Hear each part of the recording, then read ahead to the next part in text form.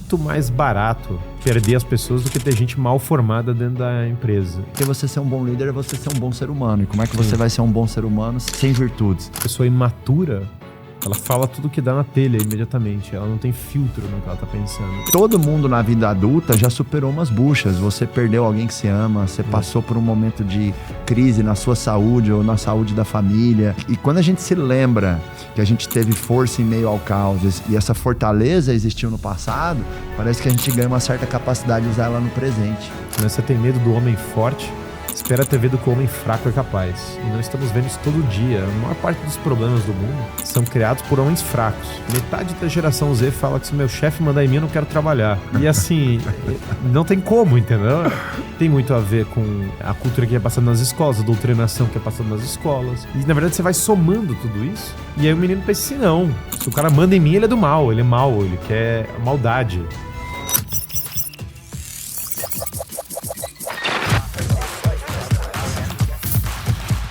Tá no ar mais uma edição do Pode Acelerar. Tô aqui com um dos maiores filósofos desse país e quero aprender muito com ele o que a gente pode levar de filosofia para as nossas empresas. Nada mais, nada menos, aqui no Pode Acelerar, Guilherme Freire. Seja bem-vindo. Tudo bom, Marcos? Professor Guilherme. Minha alegria tá aqui. Ou mestre Guilherme. Não, pelo amor de Deus. Mestre só o senhor, né? Boa. Estou muito feliz de tê-lo aqui. Eu tenho certeza que traremos aqui reflexões e lições ali para os empresários crescerem, né? E já aproveita, se inscreve aqui no canal, ativa as notificações, encaminha esse vídeo para outros empreendedores, porque você vai ver como a filosofia tem grandes implementações para as nossas empresas. E até nesse sentido, Guilherme, o que você acredita que é uma coisa bem prática que tem no repertório, né, da filosofia e que a gente pode levar para as empresas? Tem muitas coisas, né? Eu me dedico a isso todos os dias, porque eu fundei essa empresa chamada Em Busca da Verdade, que é justamente formação clássica aplicada à vida empresarial. Então a gente aborda isso, sei lá, todo dia, porque a gente dá formação nas empresas e aula para empresários e tal. E aí tem várias coisas. Eu acho que a primeira coisa é a formação do próprio líder, porque um dos maiores fatores de sucesso de uma empresa é o capital humano, é a qualidade das pessoas que estão envolvidas nela. Quando você funda uma empresa, um dos primeiros desafios do fundador é achar pessoas extremamente qualificadas, é achar pessoas que vão viver os valores fundacionais da empresa, que vão executar a visão que ele teve. Porque um homem sozinho, ele é assim, a encarnação da empresa no começo dela, aliás, é muito natural que seja assim. Mas ele vai precisar das pessoas que vão levar adiante essa visão e que vão incorporar aquilo. E o quanto as pessoas vão conseguir incorporar essa visão depende da formação que ele vai passar para elas. Então, se o empresário não tem uma formação intelectual capaz de comunicar valores, de passar a visão dele, de explicar, de ter visão de longo prazo, ele vai ter muita dificuldade de formar a cultura da empresa dele. Então, isso já é uma primeira aplicação muito imediata. Depois, o quanto a empresa vai prosperar vai depender demais das virtudes dele. E aí, muitos empresários vão se perder, porque falta ou a virtude da temperança, que é autocontrole em relação ao prazer. O cara vai ter um crescimento muito grande de qualidade de vida, daí é muito fácil a pessoa se deslumbrar com qualquer uma das tentações que o mundo oferece, que são coisas que estão por aí, normal. Então ele tem que ter aquele autocontrole para conseguir levar adiante a empresa. Depois, é muito importante que ele tenha a virtude da fortaleza, que ele aguente as dificuldades quando o caixa da empresa está vazio, nos meses de pior venda, em momentos de dificuldade, que ele persevere indo adiante. Depois ele tem que ter um senso muito grande de justiça, de mérito dentro da empresa dele, de entendimento correto das hierarquias, não cair em armadilhas, ter senso de responsabilidade, accountability na empresa dele. E depois tem que ter um senso muito grande de prudência, de tomar a decisão correta com base nessa bagagem intelectual. Então, o próprio Henry Ford falava, na Ford o mais importante é a formação intelectual das pessoas aqui da fábrica. Porque se o cara não aprende os valores bíblicos, se ele não aprende as virtudes fundamentais, se ele não tem uma formação, ele vai começar a desestabilizar toda a fábrica. Aí falaram para ele, mas você vai formar as pessoas e elas vão embora. E aí o Ford falou, é muito mais barato perder as pessoas do que ter gente mal formada dentro da empresa. Então, esse tema da formação intelectual, ainda mais no mundo atual, que os líderes, as pessoas simplesmente não chegam prontos no mercado de trabalho, elas vão ter que ser formadas. Eu diria que esse tema só cresce, na verdade. Acho que agora, na era da IA, o conhecimento de humanidades vai ser cada vez mais importante, porque uma série de coisas que são de ordem mecânica vão ser automatizadas. E agora a formação humana vai determinar quem é o bom tomador de decisão, quem sabe guiar, inclusive, a própria tecnologia. Então, eu acho que é um tema, claro, muito amplo.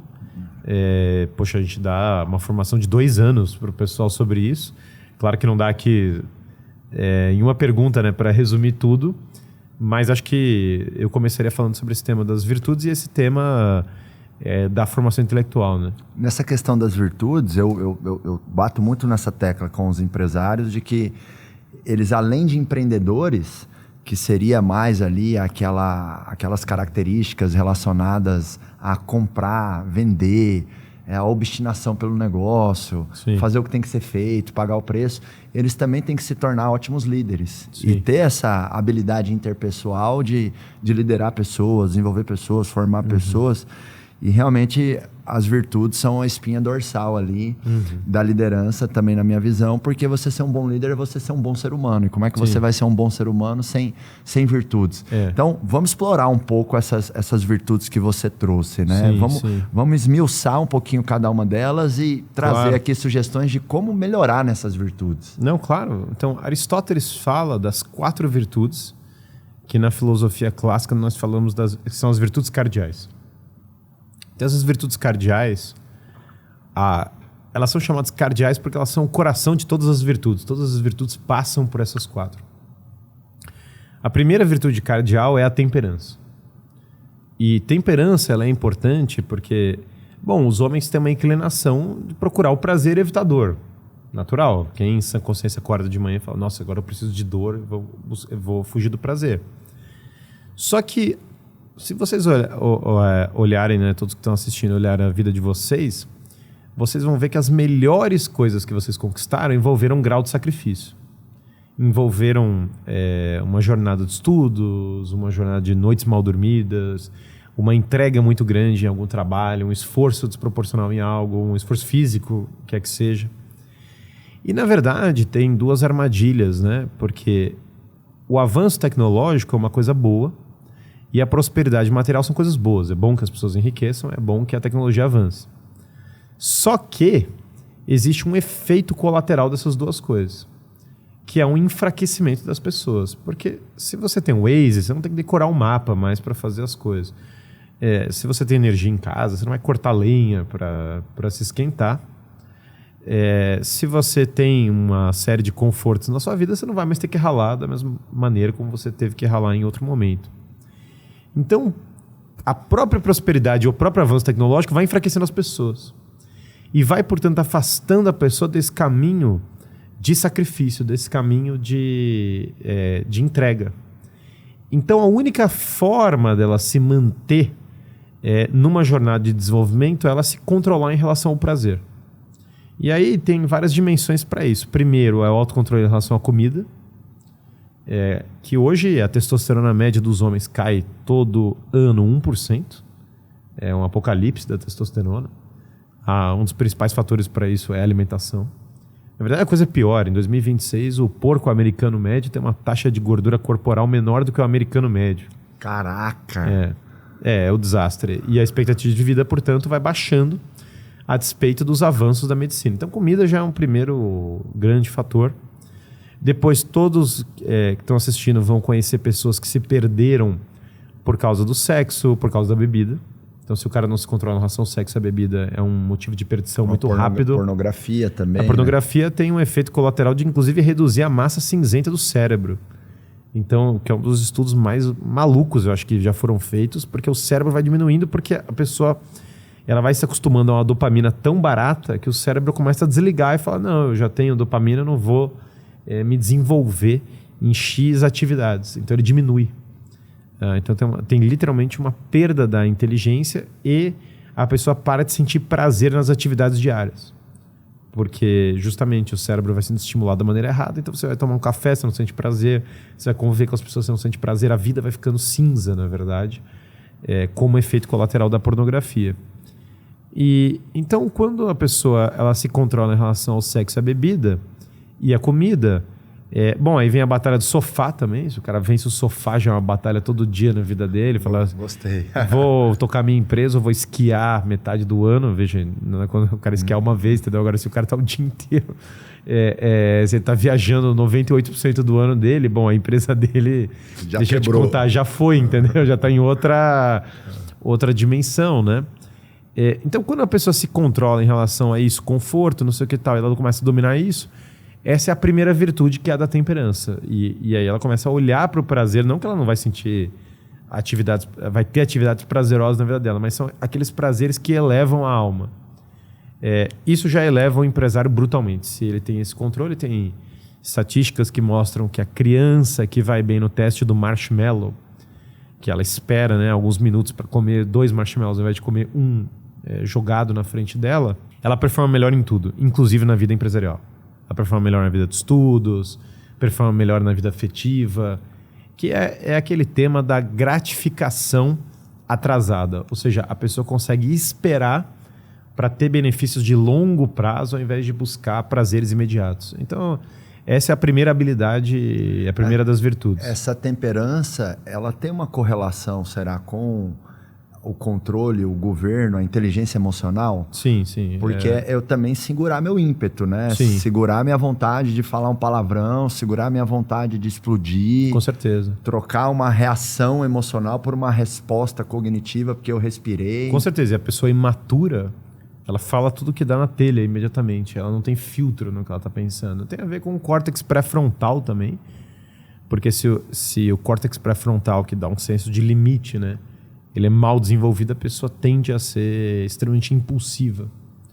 E, de outro lado, também, se ele é hiperdefensivo, a pessoa não acessa a razão, porque ela está toda hora sentindo tudo como uma ameaça e ela também não avança, né? Então, na verdade, o que tem que acontecer no cérebro da pessoa é que a parte da razão, ela tem que subjugar a parte mais animalesca, né, dela.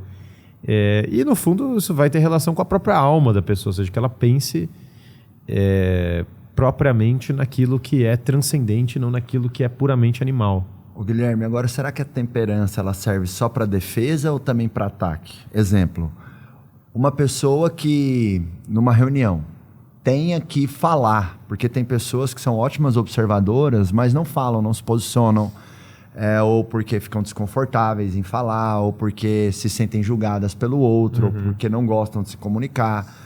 Quando a pessoa vai lá e vence o ímpeto dela de ficar na zona de conforto, de não falar, que é a preferência dela, mas ela vai lá e fala e se posiciona. Fala, isso eu não concordo, essa é a minha visão.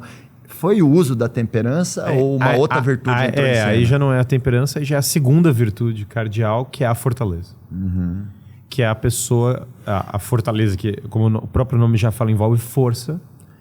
É a capacidade da pessoa de aguentar os males, de sofrer as dificuldades para fazer o bem. Então, resiliência é fortaleza, coragem é fortaleza, paciência é fortaleza. Toda vez que você aguenta uma pancada, aguenta uma dificuldade, é fortaleza. Quando o empresário tá lá, a empresa dele está sem dinheiro, ele está precisando fazer virar o mês, e ele permanece inabalável, isso é fortaleza. Quando ele tem que se posicionar, tem que demitir uma pessoa, o oligarca da empresa dele, tá lá sugando a empresa, o gerente lá que tá sabotando a empresa, mas vai ser desagradável e vai gerar desconforto.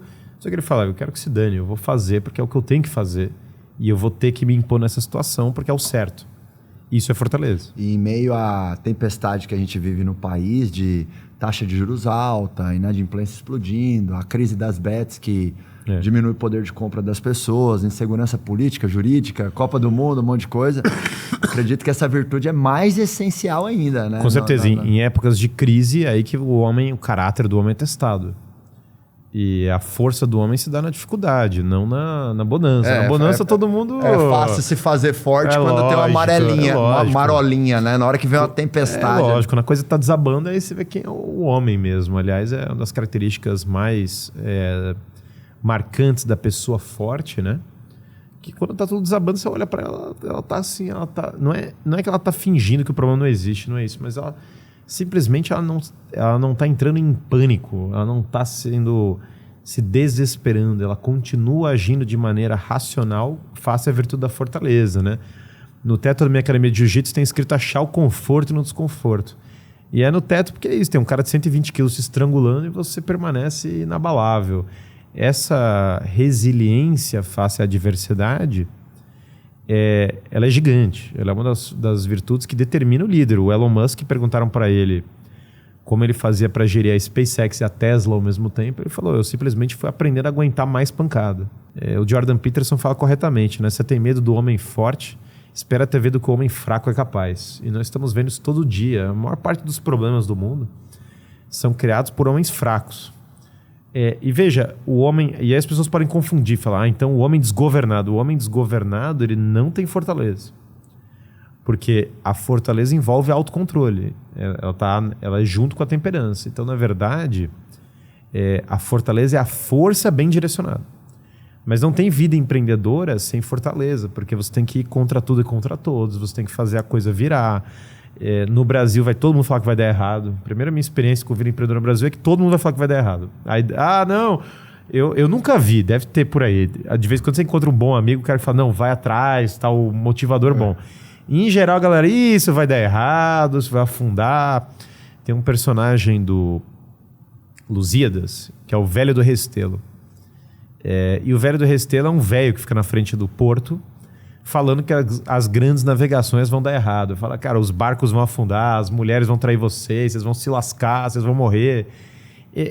Isso é o espírito anti-empreendedor, é o espírito que quer a mediocrização das pessoas. É a mentalidade da burocracia estatal, é a mentalidade do controle social, é a mentalidade da inveja, sei lá, tem N variações do que apequena o espírito de uma pessoa.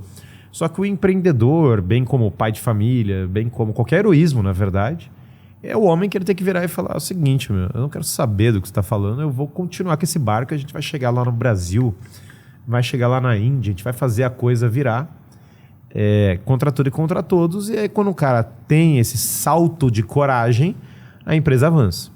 Agora, se ele quebrar o espírito dele, a empresa sempre quebra depois do espírito, né? O maior fator de fracasso estatístico de uma empresa é desistência. Ou seja, a pessoa ela fica destruída por dentro, ela não aguenta a dificuldade. O CPF dos sócios ali meio que quebra primeiro antes do CNPJ, né? Exatamente. E 2 sugestões para você, dona de empresa, desenvolver fortalezas. Uma é esportes. O Guilherme até comentou aqui, né? No jiu-jitsu, por exemplo, você está com alguém ali de 120 quilos, você tem que lidar com aquela adversidade. Agora, uma outra forma também é você se lembrar de coisas que você já superou. Eu até chamo isso, metaforicamente, de ativar o teu músculo da antifragilidade, da resiliência.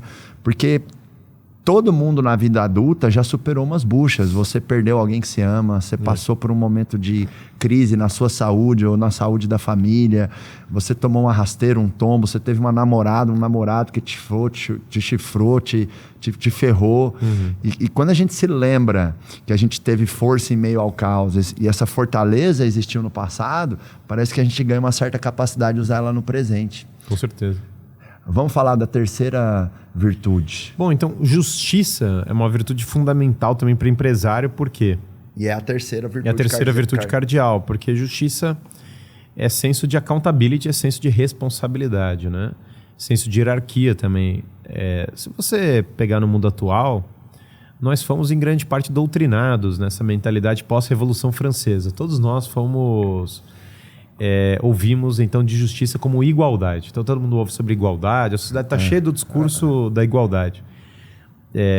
Claro, é abundante nas escolas. Você vai lá, vai assistir uma matéria de humanidades nas escolas, começa socialismo. Socialismo para cá, socialismo para lá e tal. E o problema dessa ideologia da igualdade é o seguinte: em primeiro lugar, igualdade não é nem bom nem desejável, vamos dizer os antigos, porque se eu pego um grupo de pessoas, eu dou uma prova para cada um, se eu somar o número de pessoas e dividir a nota por todo mundo e dar uma nota igual para todos, é ridículo. Na verdade, as pessoas vão achar um absurdo quando falar, cara, eu estudei, eu fiquei semanas estudando, e você está me dando a mesma nota que o cara que apareceu ontem para fazer a prova e ele não acertou nada. Tem até um vídeo bem engraçado na internet. Foi um comediante, acho que ele é indiano, australiano, e ele fez um sketch sobre igualdade, né? E aí eles vão distribuir os pontos lá, e aí ele fala assim, olha, eu fiz uma pesquisa que curou o câncer e tal. Aí a professora fala, olha, muito legal essa pesquisa, mas você é um homem cisgênero, e eu vou te descontar ponto por causa disso. Aí tem um outro menino lá que ele só desenha a igualdade ao contrário e entrega a prova, e a professora, maravilhoso, olha, você até vai ganhar mais pontos. Então, na verdade, as pessoas querem, a razão humana grita que quem tem que tirar as melhores notas é quem vai melhor na prova, e quem tem que tirar as piores notas é quem vai pior na prova, e na verdade você tem que premiar as pessoas de acordo com o quanto elas vão entregando e a capacidade natural delas. E isso, na verdade, vai ter um outro desdobramento ainda fundamental, que é o desdobramento de colocar as pessoas mais qualificadas em cada posição. Quando a pessoa entende esse senso de responsabilidade de falar na empresa, olha, se der errado a culpa é minha, eu sou o culpado. Isso muda tudo na cultura da empresa, porque esse senso de accountability, ele faz com que a pessoa queira entregar de verdade, porque se não tem responsabilidade, dane-se. Ah, não, pessoal, falhei, mas não é culpa minha, eu não vou sofrer nenhuma consequência por ter falhado. A empresa não roda. Igualdade também é uma ilusão, porque se eu pegar as pessoas e jogar numa ilha deserta, elas são desiguais em 5 minutos. Um vai liderar, o outro vai ter outra função, o outro vai ter... Tem uma coisa que eu falo, não tem igualdade nem na natureza. Não tem. Você pega uma família de gorilas ali, tem um que é o gorila alfa, que se destacou, que protege melhor ali aquela comunidade, e ele tem um pouco mais de destaque, ele tem mais fêmeas, ele tem mais mimos, então... A igualdade realmente é uma ilusão, né? Uma falácia. Então, numa empresa, você tem que premiar as pessoas de acordo com a capacidade delas, dar chance para aqueles que têm maior senso de responsabilidade poderem crescer.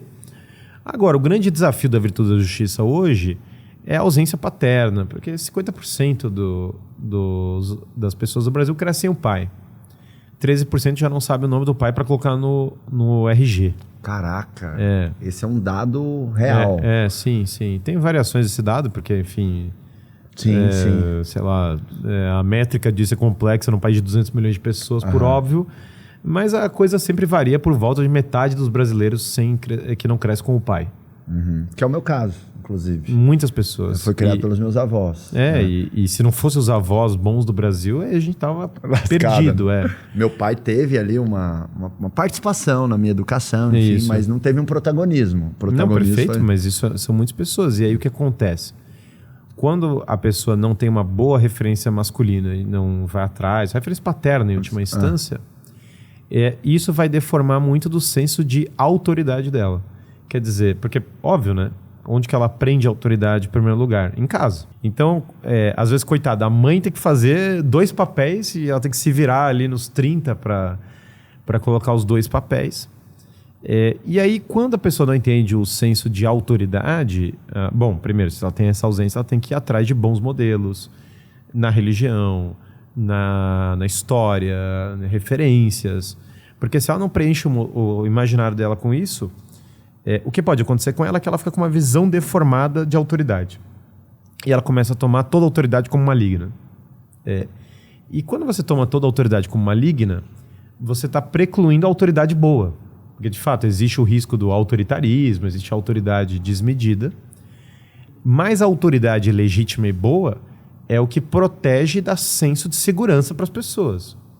Então, você tem fenômenos como... Teve uma pesquisa com a geração Z, que metade da geração Z fala que se o meu chefe mandar em mim, eu não quero trabalhar. E assim, não tem como, entendeu? E isso, claro, tem muito a ver com essas estatísticas que eu falei de desestruturação familiar.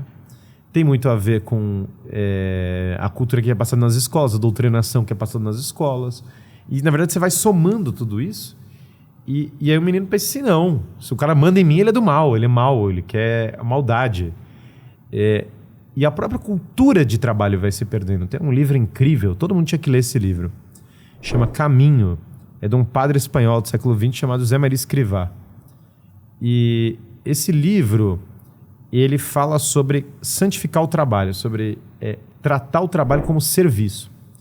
Hoje, no Brasil, nós estamos com uma cultura de que o trabalho é servidão, o trabalho é fardo. Então, quanto menos eu trabalhar, melhor. Não é nem escala 5-2. Se pudesse, o pessoal tinha escala 1-6, entendeu? 0-7, por que não? Porque, na verdade, as pessoas estão encarando o trabalho quanto menos, melhor. Mas esse é um erro, porque, na verdade, o trabalho, ele tem uma... E é óbvio que as pessoas precisam de lazer e tempo com a família e outras coisas, mas o trabalho, ele é uma forma de dignificar a pessoa, de elevar a pessoa, de desenvolver ela.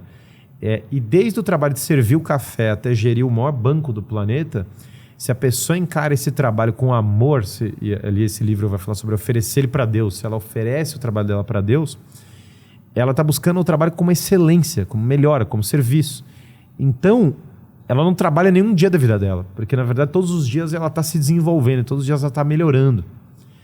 Então, um dos maiores temas, e isso envolve a virtude da justiça, até porque a religião faz parte da virtude da justiça para Aristóteles, para os antigos, quando você entende melhor esse senso de hierarquia, você fala, olha, sim, eu tive dificuldades familiares, sim, tenho dificuldades da economia, mas o que está no meu controle é responsabilidade minha e eu vou assumir essa responsabilidade.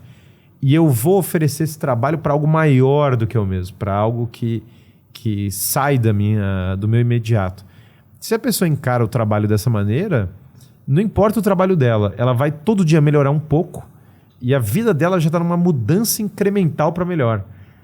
Agora, se ela pensa, me mandaram fazer isso, preguiça, não vou fazer. É um fardo, tem um boleto para pagar. Tem um boleto para pagar, tem que aguentar esse chefe. A vida dela vai ser sempre estagnada. Ela fica parada num marasmo e vão passando os anos, ela nunca se desenvolve, ela não sabe por quê. E é muito triste para a pessoa, porque assim, pensa, a semana tem 7 dias. Desses 7 dias, 5 são úteis, 2 são final de semana. Então a pessoa que se sente realizada ou útil ou desfrutando da experiência da vida só no final de semana, ela aproveita a vida uns 20, 25% dela. Não é nem lógico, né? E na verdade, por experiência, o cara que tem uma cultura melhor de trabalho, ele aproveita melhor o final de semana também. Também tem isso. É que a etimologia, a raiz da palavra trabalho, eu acho que é tripalis, do latim, e é algo relacionado à tortura. E aí eu acho que a partir da Revolução Industrial que se começou a ganhar uma nova conotação de que trabalhar é produzir e produzir faz o mundo mas melhor. Na verdade os antigos já tinham uma visão positiva do trabalho. Do trabalho já, né? Aristóteles já fala do que labor. Século? Que século? 200 anos antes de Cristo. Ele já fala do trabalho. E o próprio Cristo foi marceneiro. E o Cristo santificava o trabalho dele como marceneiro, fazia o melhor trabalho possível como marceneiro. Então, na verdade, o cristianismo... Eu acredito tanto nessa ressignificação da palavra trabalho, que quando eu ensino os empresários sobre cultura no acelerador empresarial, é uma das coisas que eu mais bato. Eu falo assim, na cultura da sua empresa, as pessoas têm que ter a interpretação correta do que é trabalho. Trabalhar é servir, é ser útil, é agradar a Deus. E as pessoas têm que entender, inclusive, que em primeira instância, elas não trabalham para a empresa e nem trabalham para você como patrão. Elas trabalham para elas mesmas. Claro. Trabalham para honrar a família, realizar os sonhos e se disporem a ser alguém nesse mundo. Né? São Paulo fala nas cartas dele que não trabalhar, que não coma. O trabalho já está direto no cristianismo e é engraçado porque, mas o trabalho é tortura. Sim, mas é por isso que é bom. Mas como assim, Guilherme? Que absurdo. Não. Veja, é igual uma pessoa que falou, mas você vai lá no jiu-jitsu para apanhar. Fala, mas é por isso que eu vou. É que se eu não apanhar, se não existisse dificuldade envolvida, não era bom. A gente tem que acabar com essa ideia hedonista, absolutamente, desse mundo completamente mediocrizado que a gente vive, porque tudo agora é medíocre, tudo olha, junta a barriga, maratona Netflix e seja um consumidor passivo, inerte, que já perdeu seu espírito.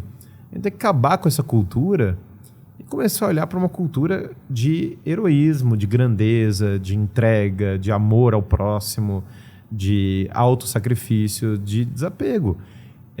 Ter filho tem a mesma coisa. Você vai ficar a noite sem dormir, você vai ter... E as pessoas estão querendo cada vez menos ter filho, né? Porque pensam no próprio umbigo, né? Mas o Oswald Spengler, no Declínio do Ocidente, fala, né? Se você está se perguntando por que ter filho, a sua civilização já acabou. Porque, veja, o filho, ele é a sobrevivência da sua linhagem, da sua vida. É uma loucura. É o único caminho para você se estender um pouco mais. Né? E é um legado, e é um amor espiritual, é uma extensão de você mesmo. Quando você fala não filhos, eu não quero filhos, não, você está negando a sua própria vida. Você está dizendo, não, a minha vida já não vale, ela já não tem mais ela não deveria se perpetuar. Mas é que o mundo tem dificuldades. Mas é por isso que você tem que ter filhos, porque justamente eles vão lidar com as dificuldades do mundo. Agora falando pros hedonistas, né, pros egoístas de plantão, do porquê ter filhos, porque tem toda a parte nobre, mas se você pensar no seu umbigo, é muito lógico ter filho. O meu filho está com 2 anos aqui, o Guilherme, João Pedro, tá aqui, né? Graças. E está cada dia mais lindo, porque está cada dia a cara do pai, viu? Mas brincadeiras à parte, o que eu estou vivendo no meu processo, né, de ser pai de primeira viagem? Cara, eu estou revivendo a minha vida. E isso não tem dinheiro que pague. Eu lembro, o João não mama mais, né, na Aline, minha esposa, mas quando ele mamava, eu ficava olhando e falando assim, cara, eu mamava assim. Aí eu conversava com a minha mãe, o quanto que eu mamava? Eu fazia desse xixi desse tanto também, eu fazia tanto, o peito da senhora machucou. Aí o João começou a engatinhar. Aí um dia eu com a minha mãe, quando eu comecei a engatinhar? Aí um dia ele andou, Então, filhos são mecanismos para você reviver toda a sua vida. Você tem uma nova vida na mesma vida. Os filhos multiplicam as suas alegrias, porque a alegria deles é a sua alegria. E minha filha ganhou um campeonato de xadrez, é a minha alegria. Eu não ganhei o campeonato, mas eu fico feliz. Como se fosse cada você, conquista dela me deixa feliz. Quantos filhos você tem, Guilherme? 5 filhos. 5. E quantos anos você tem? Eu tenho 35. 35. 5 filhos já, 5 que lindo. filhos, E a mais velha tem 7. E a mais nova? A mais nova tem 7 meses. Aí são quantas meninas e quantos meninos? São 3 meninas e 2 meninos. 3 meninas e 2 meninos. Outra coisa também, você falou do livro sobre o trabalho. Zé Maria Escrivá. Caminho do Trabalho, qual o nome? Não, chama Caminho o livro. Chama Só Caminho. Isso. Legal, porque é um livro que José Maria Escrivá. Quero marcar e põe na tela aqui a capa. Ele não é um livro para ser lido corrido. Ele é um livro para você deixar do lado da sua mesa com pontos de meditação. Então ele tem uma frase. São frases de reflexão para o cara justamente ir trabalhar. Ele abre e medita sobre uma das frases e toca o dia. E são frases relacionadas E ele já ao começa trabalho. com uma frase: ser útil deixa rastro. Uau. Que é forte. Então é um livro muito bom para quem é empresário comprar e deixar ali do lado da mesa e fazer uma reflexão antes de começar o trabalho. Funciona muito bem. Até um dia eu estava jantando com alguns amigos e teve uma pessoa que falou para mim assim, Guilherme, tudo que você vai mais querer pro seu filho é que ele seja feliz. E aí até rolou um debate na mesa, porque eu falei, não, eu discordo. Não é... A primeira instância que eu quero na vida do meu filho não é felicidade, é utilidade. Claro que eu também quero que ele tenha felicidade, Sim. mas se eu tiver que escolher entre meu filho ter felicidade ou utilidade, eu vou falar para ele, primeiro você tem que ser útil, moleque. Depois, né? Ou menino, para usar. Você vai ser útil, depois você vai ser feliz. É porque você quer que ele tenha uma alma grande, você quer que ele seja uma pessoa de grandeza. Ele viva sacrifício e desenvolva virtudes. Não uma pessoa medíocre, ninguém quer. Mas tem isso, né, na sociedade. O que que é o prazer medíocre acomodado, é o Matrix, né? O cara vai estar lá com um tubo na cabeça. Mas as pessoas falam muito isso umas às outras. Tem avós que falam para os seus filhos, o que você mais quer para os seus filhos é a felicidade deles. E aí se faz com que se tenha pais que mimam demais, que priorizam só o prazer, que não geram estímulos ali para os filhos. Mas esse tem que ser o trabalho da filosofia, que é trazer a pílula vermelha, o Morfeu, entendeu? Tem que chegar e falar, cara, tira o plug da sua cabeça. O bife que você está comendo não é de verdade. Eu sei que você está achando que que o prazer é tudo que existe. Mas você tem uma alma e essa alma nasceu para grandeza. E você pode conquistar coisas muito maiores se você não viver uma vida autoabsorvida. E nesse tópico da família, é um tópico gigante. A gente sempre fala, porque muito do que a gente... Lá na Busca da Verdade, a gente dá muita informação de sucessão. É um tema que aparece muito, tem muitos donos de empresas grandes e tal. E um dos temas interessantes quando se fala de sucessão é que 96% das empresas vão acabar na geração 3. É um apocalipse. A nossa transmissão de valores para a próxima geração é um desastre em geral. E por que acontece isso? Bom, o filho vai crescendo no conforto excessivo, o pai delega a educação totalmente, então ele fala, não, vai para a escola internacional, depois paga o curso para ele fazer uma faculdade na gringa, e ele sente que pagando essas coisas ele está dando o melhor que a educação pode oferecer. Só que, na verdade, o que está acontecendo é que ele não está aprendendo as virtudes fundamentais e a criança está sendo mimada e ela não está entendendo a realidade do trabalho. Você vê processos de sucessão muito bons. A Toyota, por exemplo, faz as gerações mais novas virarem motorista da empresa com 16 anos. Para o cara sentir o carro, para ele entender o que está acontecendo. E eu já vi vários processos acessórios bons desses que o cara fala, vai varrer o chão da farmácia, vai fazer esse tipo de coisa. E quando o menino não tem uma realidade de tanto estudo, quanto trabalho, quanto abnegação, ele fica muito autoabsorvido. E aí o pai erroneamente pensa, não, eu quero que ele não passe as dificuldades que eu passei.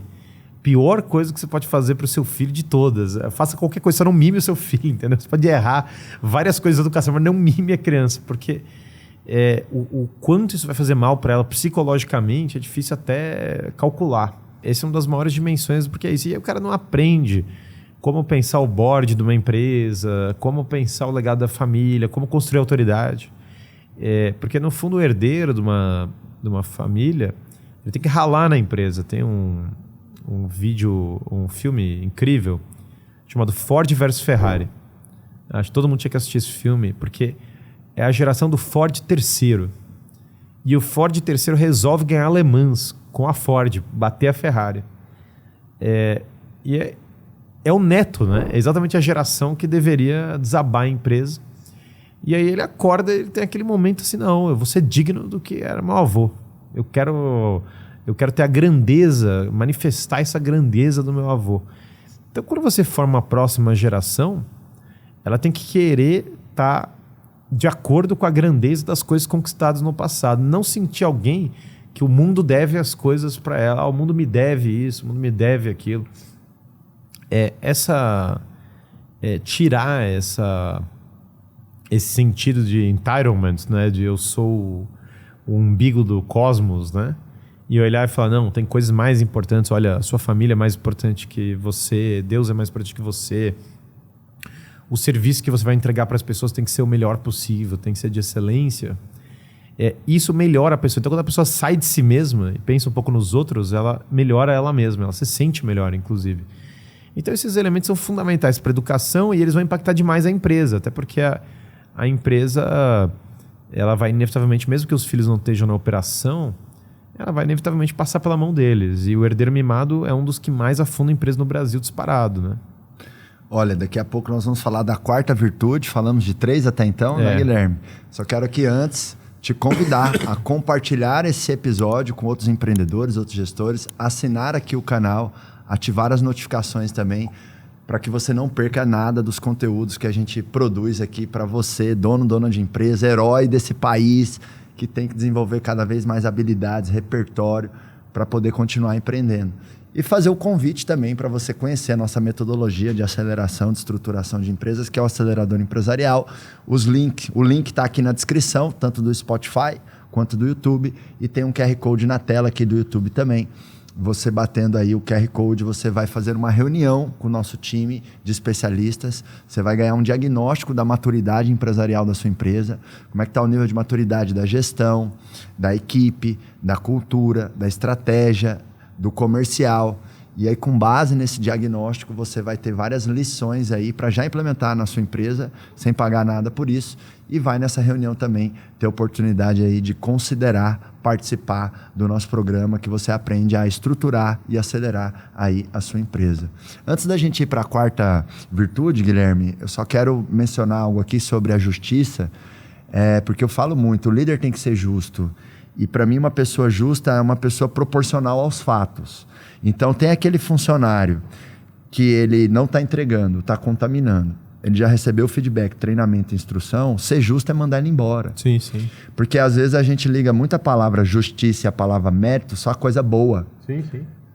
Assim como você tem aquele colaborador que se tornou um profissional-chave da empresa, que não está entregando um bom trabalho, está entregando um ótimo trabalho. Ser justo é promover o cara. Claro. É investir numa capacitação. Claro. É desenvolver. Então, seja proporcional aos fatos. E um certo resumo da gestão de pessoas é: quem não está justificando o próprio salário, manda embora. Quem vale o que ganha, mantém.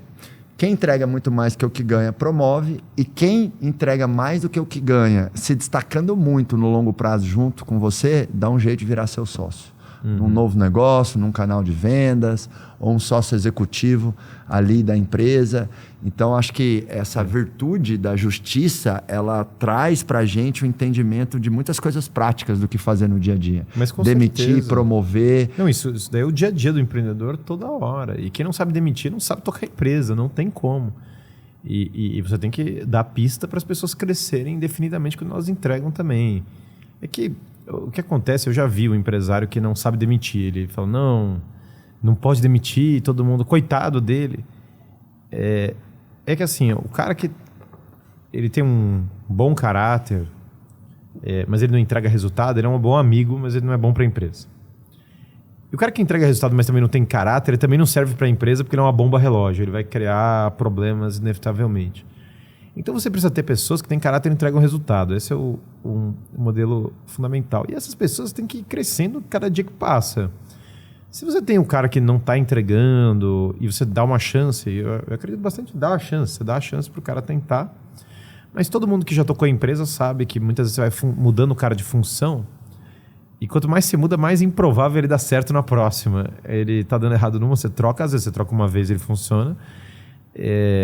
Mas, assim, muitas vezes, more often than not, entendeu? O cara não entrega. Não, o que você falou é bem verdadeiro. Você muda uma vez, deu certo, beleza. Mudar a segunda, com certeza não vai dar certo. Não acontece, eu nunca vi. Não. Eu nunca vi mudar 2 vezes e dar certo. Nunca vi na minha vida. Deve existir alguém que tenha dado certo em algum lugar. Mas bem raro, Raro. Não vale o risco. Não acontece. Então, na verdade, eu acredito muito em dar uma chance. A pessoa chega e fala, olha, eu tô te dando uma chance. Se você não entregar aqui, você vai ter que sair, mas é isso mesmo, é a vida e tal.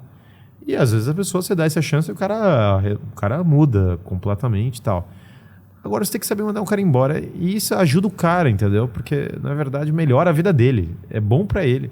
Porque ele vai olhar e falar, olha, eu tive uma missão, eu falhei naquela missão e aquilo me desenvolveu. É bom, as coisas têm que ter responsabilidade, tem que ter castigo para os filhos, tem que ter demissão quando a pessoa não está entregando.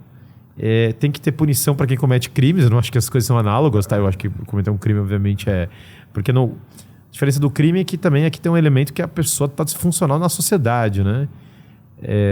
E a empresa, quando você demite o cara, você está ajudando ele. Assim como você dá um castigo para a criança bem dado, você está ajudando a criança. Na verdade, tem um elemento caridoso em corrigir o errado.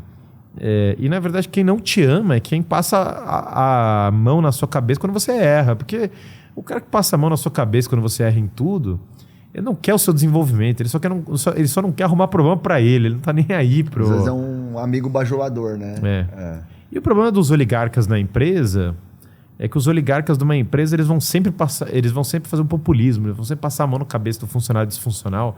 Por isso, pensando no dono da empresa, tome muito cuidado com os líderes intermediários que vão virando oligarcas, que é o cara que tem poder, mas não tem a responsabilidade. O que você chama de oligarcas? Oligarca é exatamente isso. É o cara que ele tem autoridade, ele tem a função de autoridade, mas ele não está preocupado com o resultado. Ele está interessado com o interesse dele, com a imagem dele, e não com o quanto ele vai sacrificar para entregar aos outros. Ele usa esse poder que ele tem ali de sua função mais para próprio benefício do que do benefício coletivo. Da empresa, o benefício do todo. E o oligarca... E quanto maior a empresa fica, mais chance de ter esses oligarcas. Perfeito. Né? Maior e quanto maior a função, dói mais tirá-lo. A gente sempre fala nas formações que dói tirar o gerente, dói mais tirar o diretor e dói mais ainda tirar o sócio. Mas é assim que funciona, porque o oligarca ele começa a favorecer quem não trabalha na empresa.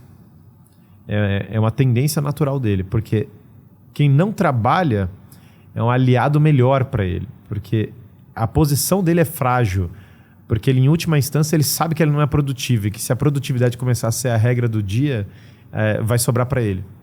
Então, ele protege o cara que é paneleiro, o fofoqueiro da empresa.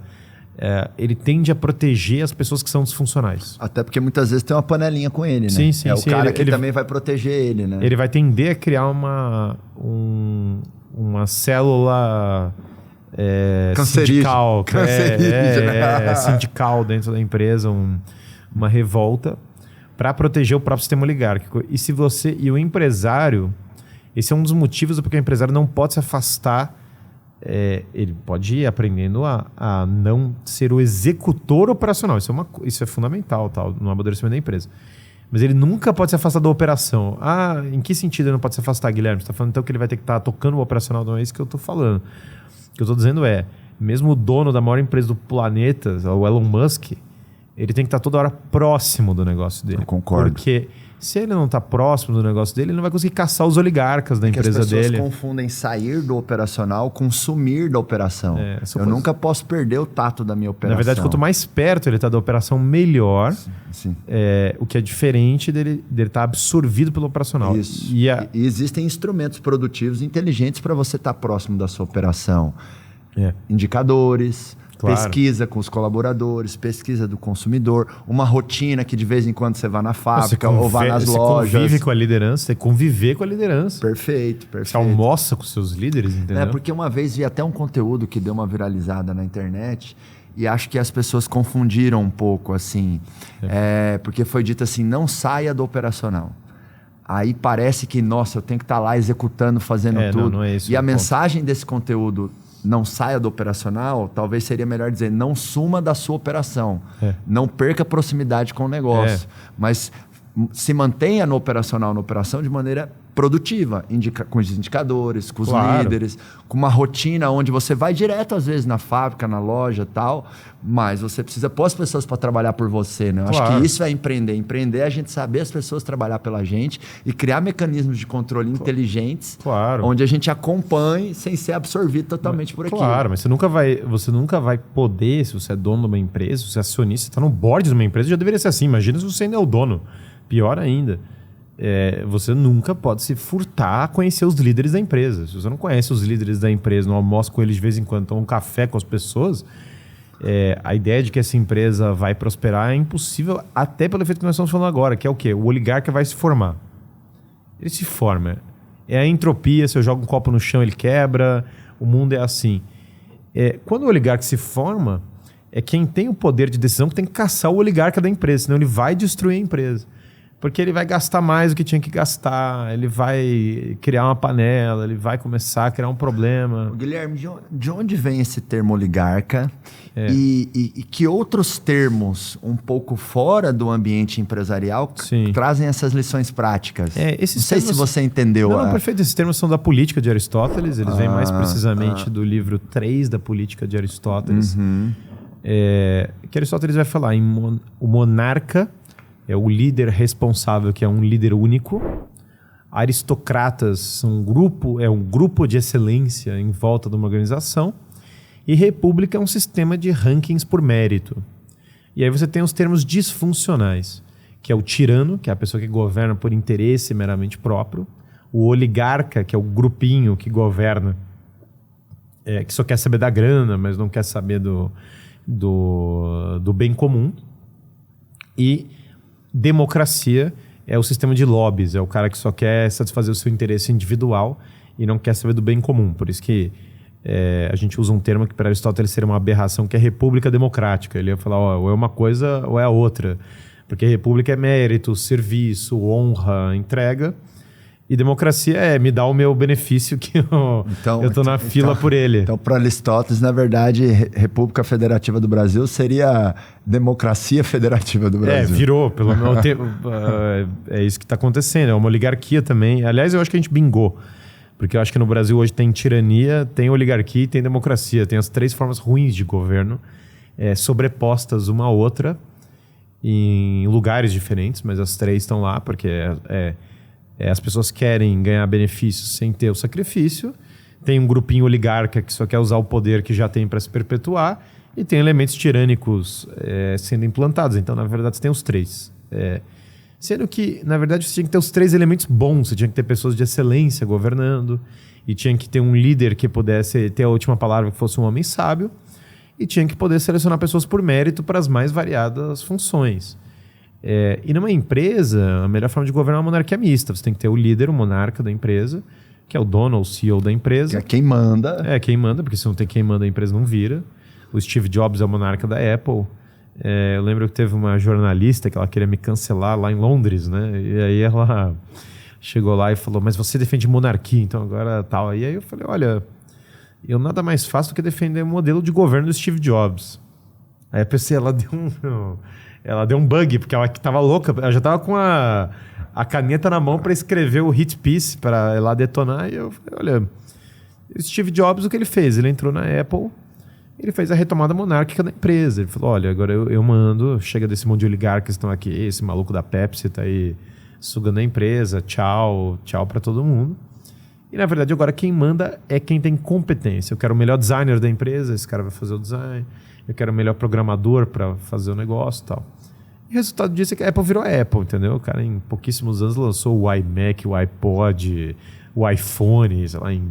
A Apple produziu em 6 anos da retomada monárquica do Steve Jobs mais do que a maior parte das empresas produziram em 100 anos.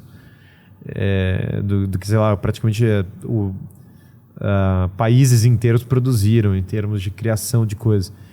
E isso basicamente veio do fato de ter uma autoridade que premia e dá o cargo correto para as pessoas que têm grande competência. A internet que nós usamos veio de uma aristocracia, porque veio dos Bell Labs, que é a AT&T.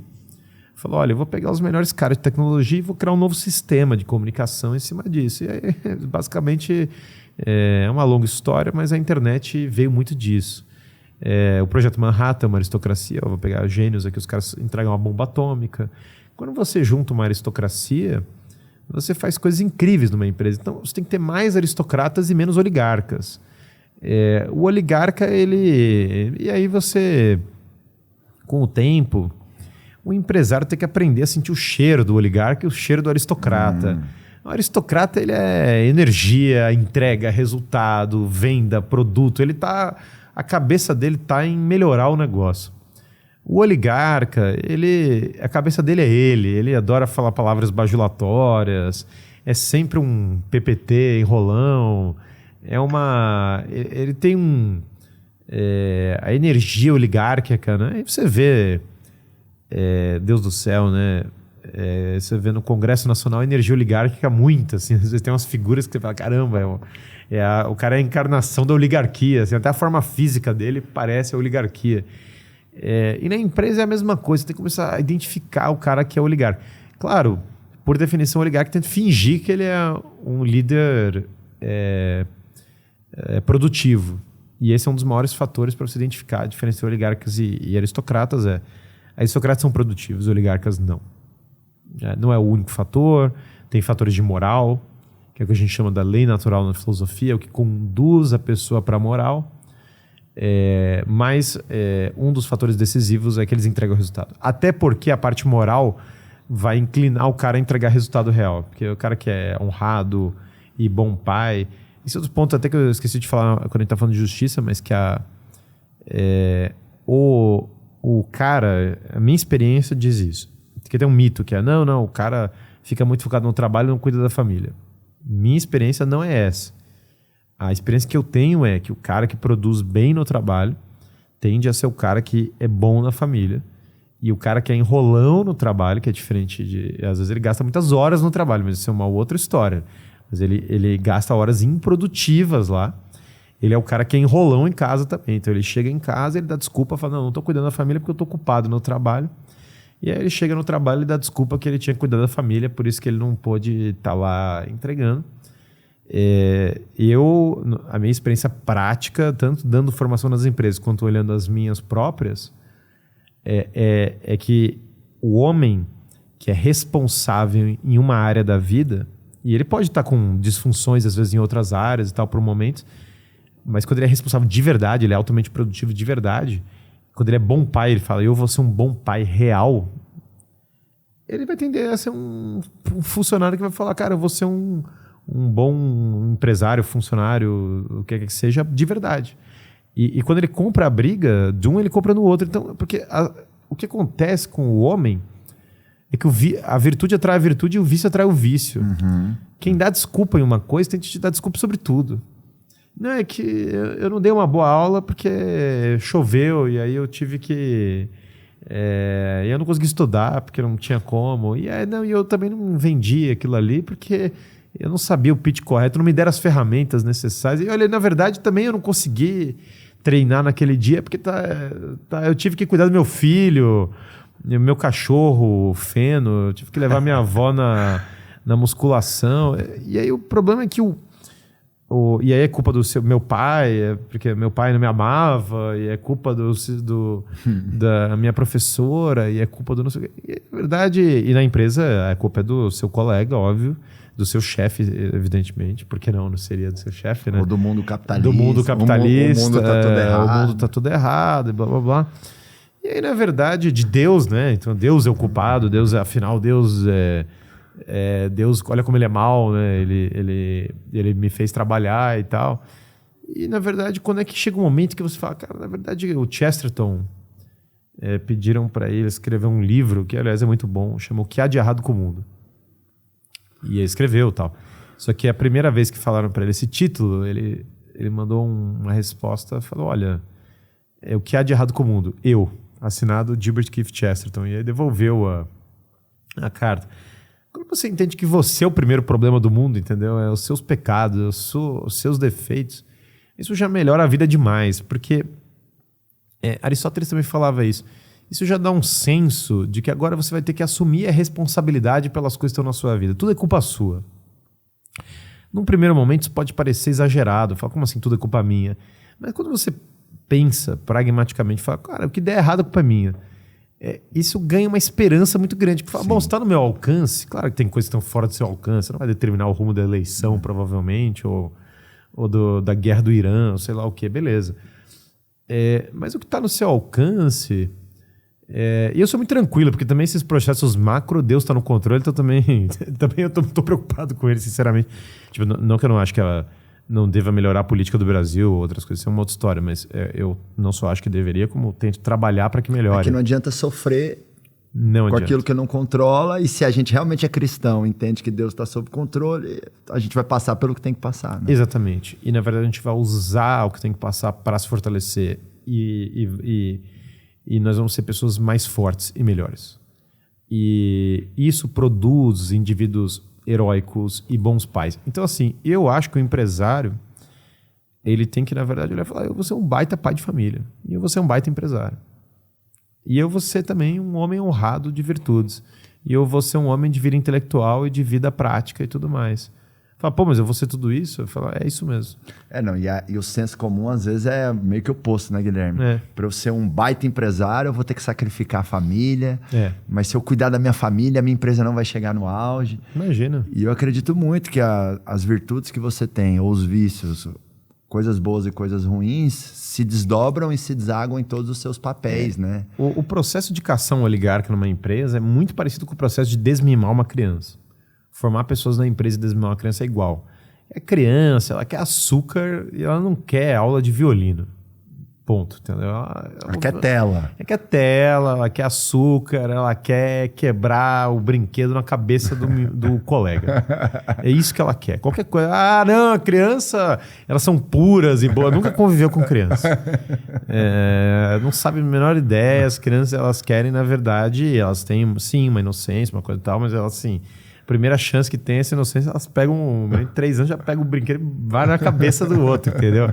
Não tem noção, mas é justamente esse o ponto. O pai e a mãe tem que passar o senso moral para eles, senão eles não sabem nem o que eles estão fazendo. E a criança, ela vai tender para o caminho mais fácil, para o caminho da tela, do doce e etc. E o pai tem que chegar e falar, filho, você vai fazer apostila de matemática, você vai rezar o terço, você vai honrar os seus irmãos, você vai falar boa noite para os seus irmãos, você vai chegar e falar, você vai tratar eles de uma maneira digna, você vai ouvir música clássica, você vai treinar aqui triângulo, vai ficar desenhando triângulo, entendeu? A gente agora implantou lá em casa a apostila de matemática todo dia. Fala, pô, o que é isso? Que exagerado, as crianças já fazem escola, ainda vão fazer apostila. Nunca vi fazer mal para ninguém, entendeu? E lavar louça, esfregar o chão também, a gente botou isso lá em casa. A gente reduziu a ajuda em casa e mandou as crianças esfregarem o chão e fazer um monte de coisa. Fala, pá, mas isso é um absurdo, Guilherme. Não sei o quê. A diferença, quando a criança ela tem que chegar para o irmão dela e falar meu irmão tal, fala o nome dele. Deus te abençoe, boa noite. Só isso. Coisa básica. Versus ela, tipo, se lixar para o irmão, muda tudo na casa. A diferença dela falar, ela vai lá e ela entende que o prato que ela sujou, ela vai lavar, muda tudo na casa. E a questão dela conseguir sentar e falar, eu vou fazer um problema de matemática, começo, meio e fim, Muda tudo na cabeça dela. Fora a leitura de livros e outras coisas. Então, são coisas meio básicas, mas quando você começa a introduzir isso, a criança ela muda muito rápido, porque ela começa a melhorar habilidades essenciais.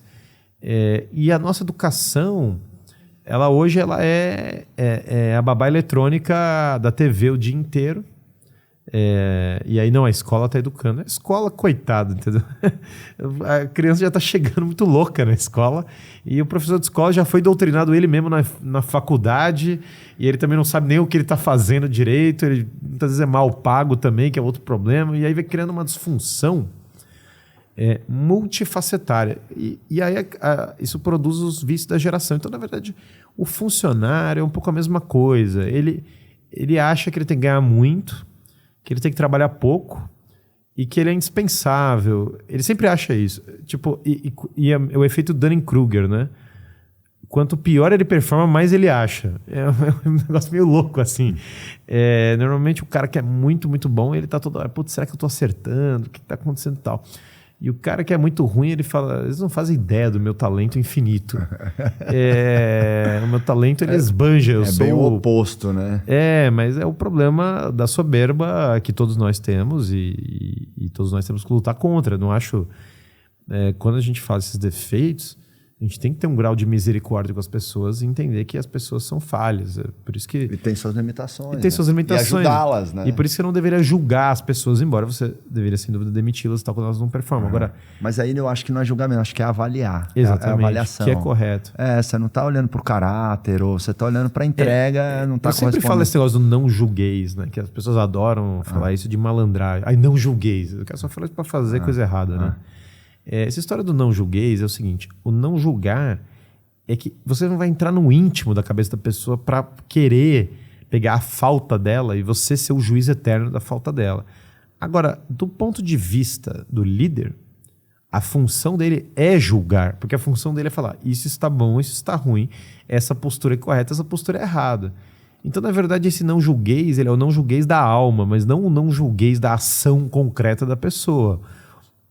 Isso é evidente. Então, na verdade, sim. É que eu chamo de avaliar. Você precisa avaliar e objetivamente dizer, tá ruim, tá bom, tá bem. Claro, e o tempo todo. Eu até ensino para os empresários uma técnica de feedback que eu chamo de técnica de escala, que nada mais é do que dar uma nota de 0 a 10 para as pessoas, porque a nota 0 a 10 ela está muito no inconsciente coletivo, né?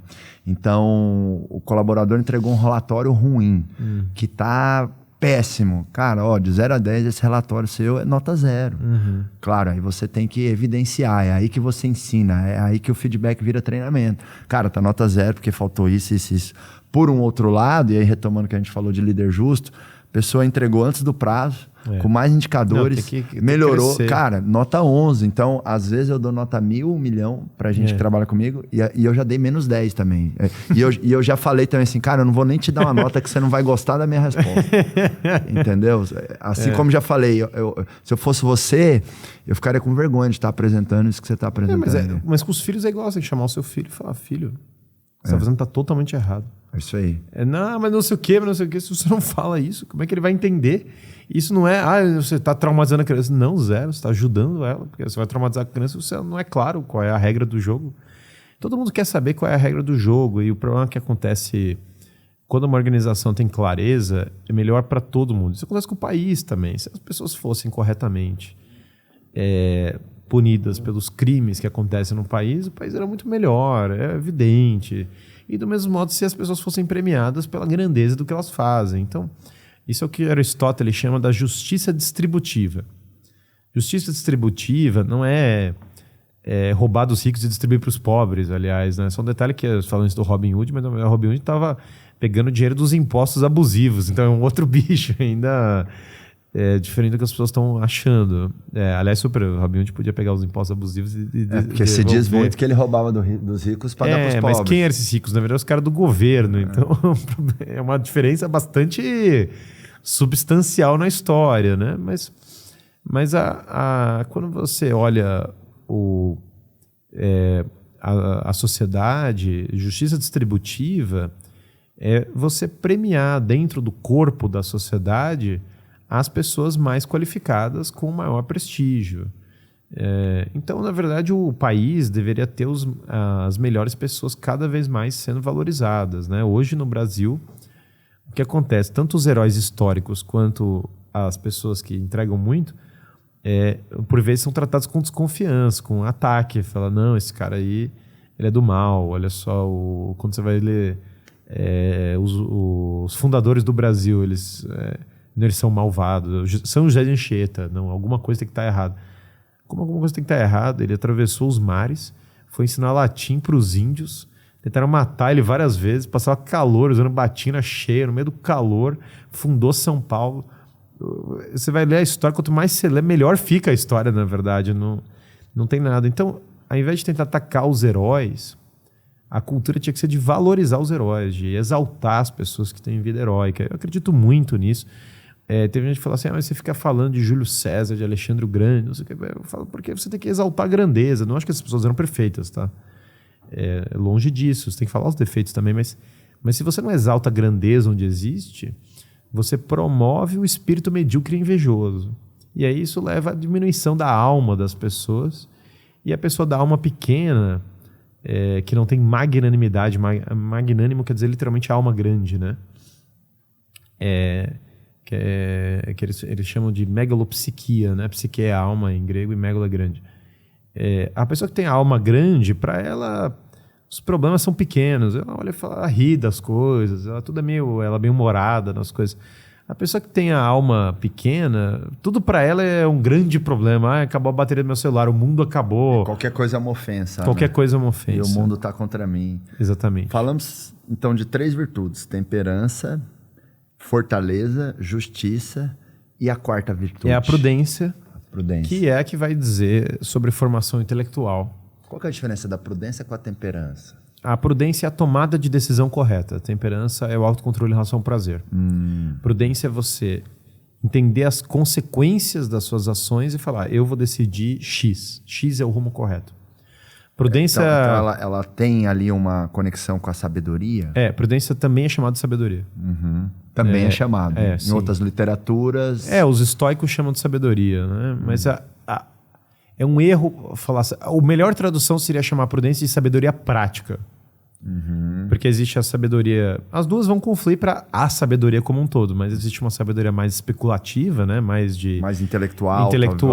E a prudência é a sabedoria prática, é a sabedoria na tomada de decisão. A sabedoria intelectual seria dizer que tomate é uma fruta. A sabedoria prática seria não colocar o tomate na salada de fruta. Exatamente. E aí muitas vezes tem um homem que ele pode não ter um grande conhecimento intelectual, mas ele vai adquirindo a sabedoria prática. Não, isso é um empreendedor, né? Muitos empreendedores não têm ensino superior, não têm faculdade, mal sabem escrever bem e tal. Recebo um WhatsApp dos empresários que falam assim, ele não sabe escrever, mas ele tem 100 funcionários, 50, 200, 500, justamente por esse ímpeto. Eu sou apaixonado nessa sabedoria prática. Então, prudência tem a ver com sabedoria. Fala um pouquinho dela pra gente. E aí a sabedoria é o tesouro da pessoa, porque de todas as coisas, o maior fator estatístico do sucesso individual é a inteligência. Agora, sabedoria o empresário, apesar dele ter essa intuição, quanto mais ele se forma para tomar decisão, melhor. Porque esse é um erro que pessoas muito intuitivas têm, tá? Eu percebo. Porque a intuição leva ele até um certo ponto, que às vezes até é bem avançado. Só que quando ele estuda a vida do Henry Ford, o que o Steve Jobs faria numa decisão, o que Jesus Cristo faria numa decisão, melhor ainda, né? O que Alexandre o Grande faria, o que acontece é que agora ele tem um repertório maior para tomar decisão. Por isso que a formação intelectual eleva a pessoa na virtude da prudência. Então, apesar de ser uma sabedoria que, sim, a vida prática vai engrandecendo a pessoa na prudência, a formação moral e intelectual ela aprofunda a prudência e ela dá mais visão de longo prazo. Porque a prudência envolve o conhecimento da experiência passada para que você possa vislumbrar as implicações disso no futuro. Então você entende as consequências de longo prazo e as implicações da sua decisão. Por isso você toma a decisão certa. Às vezes a decisão certa é mais corajosa. Eu tenho até uma aula que eu estou preparando dos arquétipos de tomador de decisão. E se você olhar a Guerra Civil Romana, é muito diferente o Pompeu do César. Pompeu perde a Guerra Civil Romana e o César ganha, por óbvio. E o Pompeu, ele é um mau tomador de decisão arquetípico, porque ele é inseguro, ele quer saber o que a esposa vai pensar sobre aquela tomada de decisão, ele quer saber o que o povo vai pensar sobre a tomada de decisão, ele quer saber... Ele está mais preocupado com o que vão achar do que ele vai decidir do que com a decisão que é mais eficaz. E aí ele toma muitas decisões por aparência, não por realidade. O Júlio César, ele era muito menos preocupado com a aparência, o que vão pensar, o que vão achar, e ele é extremamente preocupado com eficácia. Fala, isso aqui vai dar certo, isso aqui vai funcionar no mundo concreto. Então, por exemplo, na hora de escolher o exército, Pompeu queria acomodar jovens influentes no exército para ganhar prestígio político. Júlio César era um cara cicatriz aqui, cortando o meio do rosto, zero prestígio político, mas o cara que a batalha forjou ele, o cara que tinha o conhecimento real da batalha. E isso foi forjado nos campos da Gália, com nevasca caindo e eles enfrentando os gauleses pelados lá no meio da Gália, guerreiros que vivem a vida inteira lutando. E ele gostava de ter pessoas que têm memória de combate, pessoas que têm a vida forjada pelo combate. César, como é um modelo de decisão mais central, não quer dizer que ele não é cercado de pessoas de excelência, mas ele tem a palavra real, ele não está perguntando eu quero um consenso da minha esposa, do meu tio, do não sei o quê. A tomada de decisão dele é rápida, mais ágil. Depois, o César, ele está preocupado com o sistema, não só com o oba-oba do momento. Então, ele estava preocupado em mudar o sistema da República Romana. É a mesma coisa que isso vale para o empresário que pensa o sistema da empresa dele. Eu estou pensando como funciona o sistema de incentivos, a forma como a decisão acontece, o modelo de negócio. Quanto mais ele é capaz de pensar isso, e não só isso aqui soa legal, melhor vai ser a tomada de decisão. Então tem uma série de coisas que você pode fazer que elas vão aprofundando a sua capacidade de tomar decisão. A Bíblia fala muito sobre sabedoria, e ela fala demais, tem até o livro da sabedoria, e na verdade fala sobre o tesouro da sabedoria, porque o homem, e aí claro, todas as virtudes são conectadas, o homem que ele decide com o estômago, né, ele decide mal, porque ele está pensando, embora assim, a necessidade possa gerar um ímpeto empreendedor e outras coisas, isso sim, na origem da fortaleza é bom, certo? Só que numa fase mais madura, a pessoa, apesar de a gana ser boa, o olho do tigre, né? O cara volta lá, Rock 3, né? O cara volta pro gueto lá para tomar pancada, para se refortalecer.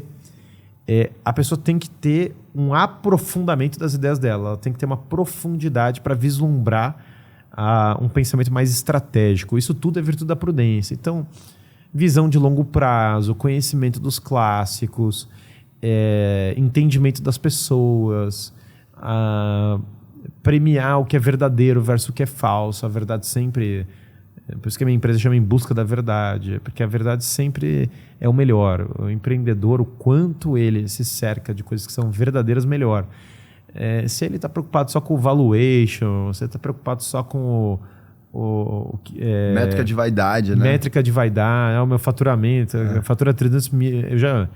Eu já vi empresa que fatura 300 milhões e gasta 300 milhões. Então, tipo assim... O que adianta, né? Parabéns, entendeu? É zero. Eu até falo para os empresários, a matemática empresarial é assim, não importa muito quanto entra e quanto sai. O que importa mesmo é quanto sobra, né? Lógico. Não, mas o Netflix faz... O Netflix é financiado por propaganda política, para controle de massas. Não tem nada a ver com você. Tipo, não, desculpa... mas é muito louco. A empresa tem que lucrar do que você está falando, entendeu? Então esse tipo de raciocínio que é pura ilusão, é o auto-engano. A prudência, ela vai te limpando do auto-engano. Fala, olha, na verdade eu não sou o centro do cosmos, na verdade eu preciso tomar decisão de maneira arrojada, corajosa, mas eu preciso empregar os meios para que aquela decisão corajosa seja implementada no mundo real. E então, a ordem delas é importante, porque, bom, se você está controlando em relação ao prazer, e você começa a ser corajoso, agora você vai ter que ser justo. E se você é justo, agora você vai ter que ser sábio. Então, há uma simultaneidade entre elas, mas há também uma gradualidade em que ela vai do mais básico para o mais profundo. Prudência é o mais profundo das virtudes, porque envolve o intelecto. A temperança está no ventre, né? Usando a metáfora do Platão. E a fortaleza está no peito, né? Está no enfrentamento do herói. E a justiça e a temperança já estão na cabeça, elas já estão no cérebro. Então, a prudência, ela, sem dúvida, entra naquela visão de eu não vou para o imediato, mas eu vou para o ganho máximo. O ganho máximo, na verdade, é a visão completa, é o todo. A coragem, ela tá mais ali na fortaleza? Fortaleza. Tá mais na fortaleza. Coragem tá na fortaleza. Porque ficou isso forte para mim, assim, a prudência é você se defender de si. E a fortaleza é você combater o que tem que ser combatido. Exatamente. Né? A prudência, não, a gente confunde na sociedade atual prudência com cautela. A gente usa, ele é prudente. Mas isso a gente tá com... Não, eu falei errado. A temperança é a defesa. A fortaleza Mas a gente confunde prudência com cautela na nossa sociedade. A gente fala, não, prudência é tomar cuidado. Prudência não é tomar cuidado. Prudência, na verdade, é decidir o certo, olhando todas as implicações. Às vezes o certo, aliás, comumente o certo é uma decisão corajosa. Eu vou dar um exemplo para tentar deixar bem, bem óbvio. Se o cara chega e fala assim, eu vou ser campeão mundial de jiu-jitsu. Bom, bastante ambicioso. Isso, na verdade, não me diz se ele é prudente ou imprudente. O que vai me dizer é agora. Porque ele vai falar assim, olha, para ser campeão de jiu-jitsu é o seguinte, eu vou treinar lá com um grande mestre, que nem o meu lá, Fábio Gurgel, e ele vai me mentorar. E eu vou treinar 2 vezes por dia, ainda vou levantar peso, vou fazer um programa de dieta fisiológico, não sei o quê, e vou fazer um programa de 1 ano. Eu falo, bom, então, na verdade, a meta dele não é delírio. Ela é uma meta ambiciosa, mas ele está dentro de um projeto que, sei lá, que seja master, que seja mais velho, que seja o que for, mas que está dentro de uma razoabilidade, ele está dentro de um programa que condiz com a meta dele. Então, a prudência não é porque é ambicioso que não é prudente. Agora, se ele falasse para mim, não, você é campeão mundial de jiu-jitsu, tá bom, você vai treinar quanto? 1 vez por semana. Eu falo, olha, e essa pessoa, ela está completamente descolada da realidade. Ou ele é o maior gênio que já vive. Nem o maior gênio faz isso, nem os maiores gênios da luta fazem isso. Então, o problema aqui é que isso é um descolamento do real. Esse descolamento do real é falta de prudência. Então, a coragem joga a meta lá para frente. E a prudência traça o plano para conseguir bater essa meta. Se é impossível, obviamente, o plano é mal feito. O plano bom, a meta boa, ela é difícil, mas possível. Sempre é isso. Exato. Isso vale para tudo na vida. Alcançabilidade e dificuldade. Né? Dificuldade. Se é fácil, não é meta boa. Mas não pode ser impossível. Impossível também. É irracional. A minha meta é derrubar a Coca-Cola ano que vem. Falo, bom, assim, eu vou vender mais refrigerante que a Coca-Cola. É que não é real. Não, e os empresários, às vezes, eles colocam metas muito altas para agradar o ego, para poder dizer entre amigos, esse ano eu vou faturar 50 milhões, no ano passado fez só 10, e o cara vai quintuplicar a empresa em 1 ano, mas não vai, aquilo não gera comprometimento nenhum, porque a própria pessoa sabe, nem que seja ali numa camada inconsciente, que aquilo é muito pouco possível. Não, e às vezes você tem que crescer menos para melhorar a qualidade e entrega, isso acontece, isso na verdade é necessário em ciclos da empresa. Sim. Toda empresa tem que fazer isso. E ter essa sensatez da meta, né? Eu falo para os empresários, meta não é o quanto você quer, meta é o máximo que dá para fazer dentro do cenário que você tem. E esse máximo ele tem que ser possível, ele não pode ser descolado da realidade. O empresário prudente às vezes pessoal, a gente está muito apaziguado aqui, a gente está muito estagnado, a gente vai deixar isso aqui mais ambicioso. E às vezes o prudente é falar, pessoal, isso aqui está desproporcional. Eu lembro uma vez, né, que chegaram... pessoal muito legal, tal, mas chegaram falando assim, ó, a gente tá lá no Buscar a Verdade, chegaram, vamos abrir uma escola e tá aqui um imóvel de 200 milhões. Eu falei, pessoal, é o seguinte, eu não vou adquirir um imóvel de 200 milhões, desculpa. Assim, não, mas a gente vai fazer uma incorporação imobiliária dentro do imóvel e a gente vai pagar. Viabilizar. E aí eu falei, pessoal.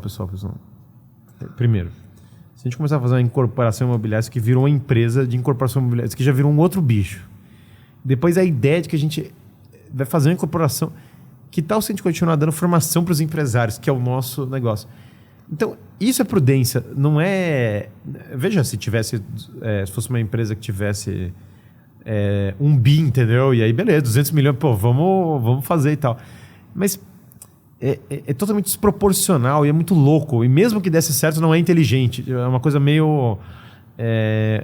megalomaníaca demais. Então, o empresário tem que saber podar o delírio. E muita gente quebra porque não sabe podar o delírio. Porque o orgulho é inimigo da prudência, sem dúvida. O ego é inimigo da prudência. E aí o cara fala assim, não, eu vou ser o maior, eu sou o cara, eu sou todo poderoso.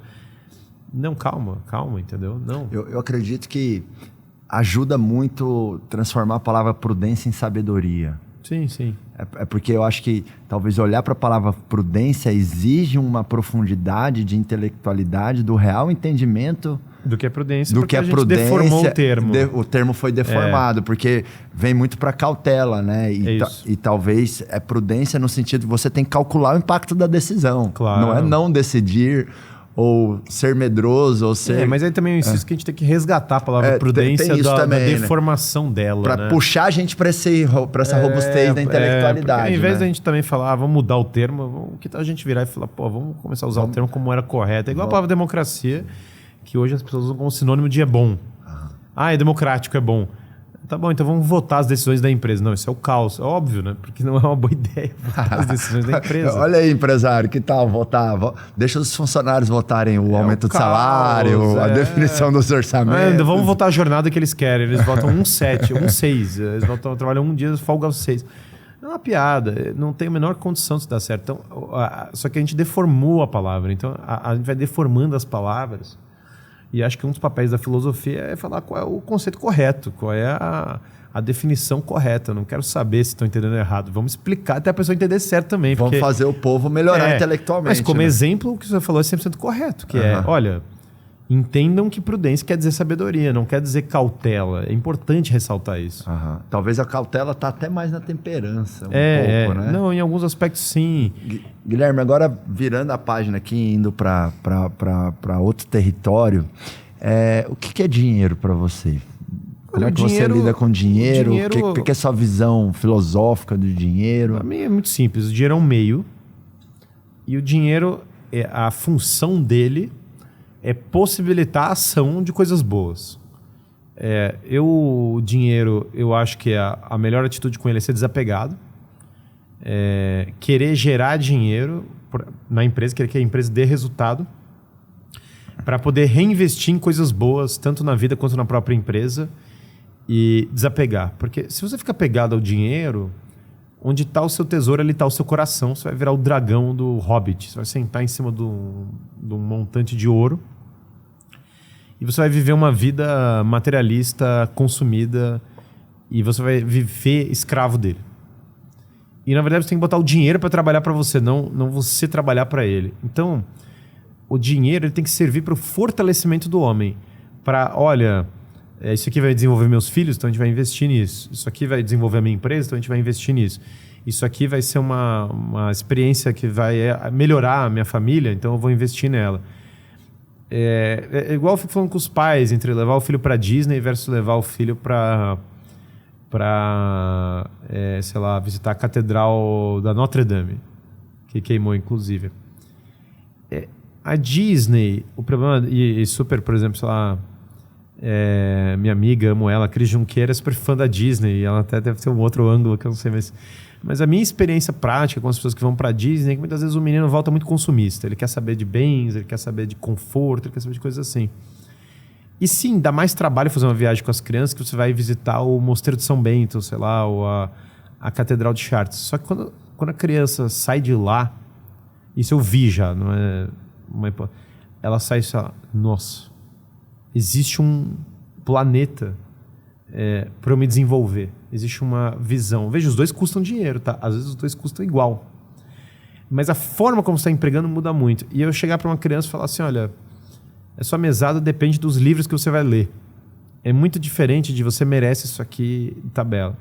Ou eu chegar para uma criança e falar, isso aqui você vai criar uma tenda de limonada, você vai ter que fazer essa tenda de limonada virar. É muito diferente de eu comprar o limão pronto. Então o dinheiro, ele tem que servir como um mecanismo para desenvolver a vida da pessoa e o entorno dela. E quando a pessoa está preocupada só com qual é o bem de consumo que eu vou ter, qual é não sei o quê, ela está entendendo errado o dinheiro, porque ela está... isso tem a ver até com sabedoria de investimento e sabedoria de empresa, porque o cara que é muito escravo de tudo que é material, bom, o que é ter uma vida de investimentos boa? É ter mais ativos do que passivos. Essa é a definição de uma vida de investimentos. O que é ter uma empresa boa? É a famosa história dono pobre, empresa rica. É o cara que... Não é literal isso, é evidente. Mas se você pegar os grandes empreendedores, o Elon Musk dorme num trailer, o Steve Jobs dorme num colchão no chão. Tem um grau de desapego muito louco nessas pessoas, que não é que elas não têm jatos e sei lá o que e tal, mas tem um grau de desapego nelas que você vê claramente que elas têm uma coisa meio... Não, isso aqui eu viveria assim. Porque a escravidão do material ela é no coração da pessoa. E isso favorece muito a atividade empresarial. Porque quando você está desapegado da grana, você tem muita facilidade de falar, esse dinheiro que eu ia pegar, vamos dobrar o escritório. Vamos aumentar a fábrica aqui. O cara podia. Ele podia perfeitamente. Às vezes não seria nem mal, mas ele podia pegar aquele dinheiro e fazer sei lá o que, torrar em N coisas. Mas ele fala, não. Eu vou contratar esse outro cara que é bem competente, eu vou botar ele aqui agora. Esse desapego fortalece a empresa. E do mesmo modo o cara que fala, eu podia gastar esse dinheiro, mas quer saber, eu vou comprar aqui ações dessa outra empresa aqui e eu vou assistir elas crescendo. Também não é para o cara só viver também, o cara, não, tudo eu invisto, o cara também não gasta nem um centavo na vida dele, também obviamente tem um equilíbrio aqui, mas a ideia do desapego, porque o que eu percebo? Gerar dinheiro gera virtude, mas muitas vezes gastar dinheiro gera vício. E é um paradoxo, porque você pode falar, poxa, você não ganha dinheiro para gastar, mas é que o processo de gerar dinheiro envolve trabalho, entrega, e dinâmica, e criatividade. Vamos bolar um produto, vamos para a rua. É um espírito meio guerreiro que forja o dinheiro. E o processo de gastar, ele pode gerar o mimo. Ele é hedonista, né? Platão fala dos dois cavalos. O cavalo da direita e o cavalo da esquerda.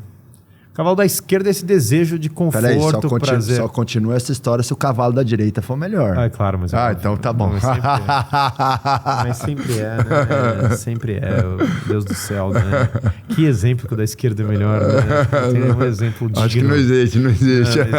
Inclusive, a salvação é a direita de Deus Pai, não é a esquerda. Ninguém fala... Assim, a minha definição favorita de esquerda e direita é que esquerda é tudo que está errado e direita é tudo que está certo. Boa, mais simples. A definição mais simples, mas absolutamente correta, entendeu? Mas conta do cavalo, dos dois cavalos. O cavalo da esquerda é o cavalo do prazer e tal. Então você fala assim, Disney, vamos lá, açúcar, algodão gigante e Mickey Mouse, beleza. Mas aí a criança vai crescendo no cavalo da esquerda. 300 brinquedos, cavalo da esquerda. Eu tenho 3 iates e vou viajar para esquiar 80 vezes no ano, cavalo da esquerda. Só que o seu cavalo da direita começa a ficar fraco. Como é que o cavalo da direita cresce? Levantar peso, cavalo da direita. Ler livro, cavalo da direita. Trabalho, cavalo da direita. Honrar pai e mãe, cavalo da direita. Ter filho, cavalo da direita. Ir na igreja, cavalo da direita. Então, se você deixa o cavalo da... Não é que o cavalo da esquerda ele tem que ser mais fraco que o da direita. Ele não pode morrer totalmente, porque também seria uma vida muito louca se fosse só o cavalo da direita. Não é só, a vida também não é 100% sacrifício. Tem um grau de prazer na vida. Mas ele tem que ser um cavalo magro. Mais domado, mais... E o cavalo bolado tem que ser o cavalo da direita. Tem que ser assim, porque se não for... Então o empresário tem que tomar muito cuidado, porque entrou o dinheiro, e aí que eu vejo muito empresário se perder, na hora que entra o dinheiro. É aí, é na hora que pinga primeiro dinheiro. É aí que o cara... Eu já vi vários... A quantidade de briga societária, de confusão, quando pinga o primeiro, quando a empresa começou a virar, não está escrita no gibi. E inclusive do sócio que tira a mão. Muito comum, muito comum. Caiu a primeira grana, o sócio fala aí, aposentei. Mal virou a empresa, o cara já aposentei. E aí o outro coitado do sócio, os outros sócios, eles lá carregando o piano e o marmanjo já virou o sheik da Arábia. Às vezes mal sobrou um dinheiro, o cara já quer comprar uma Porsche, comprar um relógio, viajar muito para fora, ficar... Eu acho que essa questão do gastar, uma coisa que acho que talvez um direcionamento para os empresários é quantos por cento eu estou gastando em passivos, que é luxos, qualidade de vida, experiências Disney. Quantos por cento que eu gasto nisso em relação ao que o meu negócio faz? Porque eu acho que vira um problema gastar quando você gasta acima daquilo que você deveria estar gastando.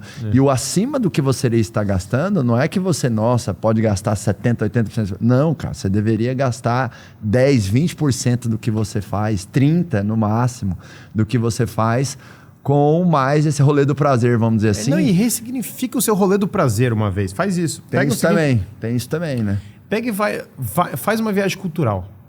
Pega esse dinheiro que você vai viajar para alguma viagem puro cruzeiro, pura praia e tal, e vai visitar um grande lugar histórico com galerias de arte, não sei o quê. Faz isso uma vez.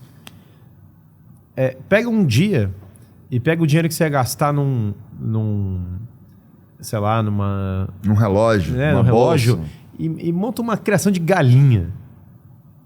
Tipo um boi. Isso aí compra um boi. Eu sou goiano, eu amo frango caipira. Tem muita galinha lá na roça. Compra um boi. Entendeu? Compra um pedacinho de terra e bota um boi.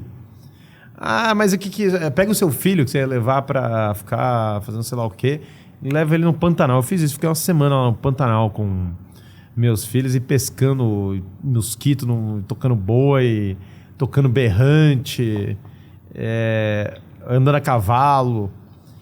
Porque faz isso uma vez e depois você volta para falar comigo e vê se deu certo. Vê se não foi melhor. Só pega isso e fala assim, crianças, agora a viagem é esse aqui, Pantanal. Agora é rei do gado mesmo, agora vamos pro boi. Porque a ideia é reconectar com a terra, reconectar com a tradição da Europa, da arte. É um gasto de dinheiro. Comprar boi é caro, entendeu? Comprar, andar, ficar lá na fazenda, tocando tal, é caro, andar a cavalo é caro. Mas eu acho que vai te fortalecer muito mais do que ficar ostentando carrão em Dubai, entendeu?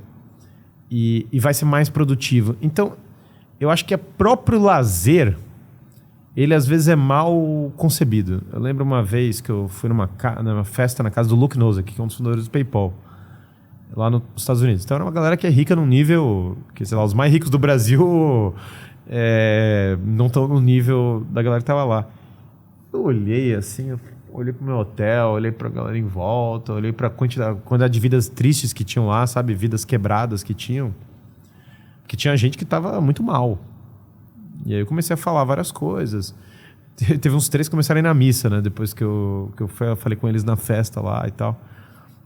E aí eu olhei pro meu hotel e falei, olha, eu tenho aqui meu livro, eu tenho aqui um lugar para levantar peso, tem a igreja que eu posso ir aqui, eu tenho tudo que eu preciso, entendeu? Não tem nada que eu preciso fora disso. Na verdade, se eu gastar tempo com essas coisas que eu tenho aqui, vai fazer bem para mim. Então, essa reflexão sobre onde está o seu tesouro, ali está o seu coração, é bem relevante, porque é uma posição que eu vejo que falta hoje, porque as pessoas vão para 2 extremos. Elas vão para o tipo, olha, não ganhe dinheiro. Dinheiro é mal, dinheiro corrompe, blá, blá, blá. Mas eu tenho dúvida com relação a isso. Eu tenho sérias dúvidas com relação a isso, que o dinheiro é o ponto, é o dinheiro em si. Eu não acho que a culpa é do dinheiro, entendeu? Eu realmente não acho que é o dinheiro em si. Claro que aumentam as oportunidades do cara se perder com mais dinheiro, óbvio, é evidente, né? Porque tem uma série de coisas, sei lá, que você pode fazer. Mas eu tenho dúvida. Eu acho que o problema é o homem mesmo. Eu acho que o problema está na alma humana. E o problema está na forma como você está encarando. São José Maria Escrivá, mesmo do livro Caminho, tinha uma história do mendigo rico e da baronesa pobre. Não sei se eu já contei essa história aqui no último podcast, mas vale contar de novo. Eu contei já. Eu não lembro, manda ver. O mendigo rico era um mendigo que tinha uma colher de prata. Só que ele pegava a colher de prata e ele esfregava, ele mostrava, olha a minha colher de prata. E aí todos os outros mendigos olhando e falando, não, essa colher aqui é a minha, entendeu? Vocês que se virem e tal, não sei o que e tal. Então ele, apesar de ter poucos bens, ele era extremamente apegado aos bens que ele tinha. E aí vem a baronesa pobre. O que era a baronesa pobre? A mulher das mais ricas da Espanha. Só que quando ele chegou lá, ela abriu o cofre dela era vazio. Ele falou, mas você não é muito rica? Ele falou, meu dinheiro está nos hospitais. Meu dinheiro está nesses jardins que você está vendo. Meu dinheiro está pagando essas pessoas que estão trabalhando aqui na casa. Meu dinheiro não é para mim. Meu dinheiro é para servir as pessoas que eu amo. Essa é uma concepção muito mais profunda, muito mais bela do homem. Porque quando você é um pai de família, o dinheiro não é seu, o dinheiro é da família. Você tem uma cabeça de esse dinheiro é para servir o todo. E eu acho que o empresário, quando ele tem essa cabeça, vai ter muito mais longevidade, vai ter muito mais visão de longo prazo, vai ter muito mais legado, vai ter muito mais grandeza no que ele faz. E você vai ver nos casos de maior sucesso, muitos deles passam por isso. Então eu acho que o dinheiro, a relação correta é o desapego para torná-lo produtivo, para fazer os seus talentos renderem e direcionando ele para coisas que vão elevar o seu espírito e não coisas que vão alimentar o cavalo da esquerda. Mas o quanto de cavalo de esquerda pode ter? Eu acho que tem que ser o suficiente. Tem que ser o seguinte: o suficiente para ser algo imperceptível na sua vida. O que eu quero dizer com isso? Tipo, você come boa comida, você não sei o quê, você viaja em boas condições, você não sei o quê, mas não é um tema, ao ponto que não é um tema da sua vida. E talvez ao você ponto dirige um bom carro, você viaja bem, você não sei o quê, mas essas coisas para você, elas não são... Bom, você tem dinheiro, você tá lá, mas elas não te... Não é o X da questão, né? Não, elas não te consomem em nenhum nível. Você não valoriza elas. O que você valoriza é os seus filhos, o que você valoriza é Deus, o que você valoriza é o seu trabalho, o que você valoriza é o amor das pessoas, o que você valoriza são coisas... impacto, né? Porque o material, ele consegue fazer coisas boas. Mas, e eu acho que as pessoas têm que enriquecer e prosperar. Eu estou defendendo isso, por isso que não entendam errado o que eu estou falando. Sim. Mas o seu coração tem que estar em coisas que são espirituais. Não no ouro e na prata, mas nas almas. Porque as almas são muito mais valiosas do que o ouro e a prata. Não tem nada que o dinheiro não compra uma alma. Uma alma que veio para o mundo, um filho que nasceu, ele é mais valioso do que todo o dinheiro do planeta. Porque é uma alma, não tem como... Todo o dinheiro do mundo não conjura uma alma. Ele não cria uma alma, ele não cria uma alma viva, ele não dá o dom da vida. Então, a dimensão espiritual ela é muito maior do que a dimensão temporal. E eu também bato na mentalidade do cara, eu sou cristão. O cristão não pode ser apegado ao material, então eu não trabalho. Bom, o problema disso é que você está deixando de cultivar a terra e cultivar os seus dons. Então, você está pegando o talento e está enterrando ele. Você está enterrando ele embaixo da terra. Então, você não deveria enterrar o talento, mas você deveria multiplicar o talento. Só que o cara que multiplica o talento, é interessante isso, porque ele dá para o patrão. Em outras palavras, ele ofereceu para Deus. Ou seja, porque Deus é o patrão na história, né? Se você olhar na parábola dos talentos, um funcionário enterra, porque tem medo. Fala, tenho medo, vou enterrar. O outro multiplica um pouco e o outro arrisca tudo. Ele entrega até a última gota de sangue dele ali e aí ele devolve com juros pesados. Você tem que ser o último, o cara que entregou tudo, que multiplicou mais, portanto que foi mais ambicioso. Mas ele entregou, ou seja, ele ofereceu para Deus, ele se desapegou, ele levou adiante. Essa visão é muito boa. Eu não estou falando nem propriamente filantropia, tá? Caridade, que também é um tema bom, né? É bom que as pessoas façam essas coisas e tal, pelo amor de Deus, tá? Não para ONG esquerdista, para coisa boa, entendeu? Pelo amor de Deus. O empresário, eu doei para ONG esquerdista. Agora eu sou um homem social, pelo amor de Deus. Agora você piorou vezes 10. Era melhor você ter gastado um iate mesmo do que na porcaria da ONG esquerdista. Mas É muito melhor a caridade cristã do que essa porcaria de ONG fake pra nego lavar consciência de coisas irreais. Mas o raciocínio aqui é outro, onde está o meu tesouro? Onde está o meu coração? Meu coração está nos meus filhos? Então, beleza. Eu não me incomodo em gastar, tipo, uma tutora de matemática para meus filhos, sabe? Ah, mas é um gasto. Não, mas tudo bem. Mas é o melhor. Tipo assim, vamos pegar o melhor material de matemática do planeta para meus filhos. Beleza. É um gasto que eu não ligo. Eu não me incomodo poxa, eu preciso ter uma casa maior, porque meus filhos, poxa, eles precisam ter espaço para brincar. Coisa boa.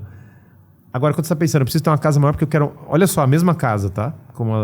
O mesmo item pode ter 2 valores totalmente diferentes.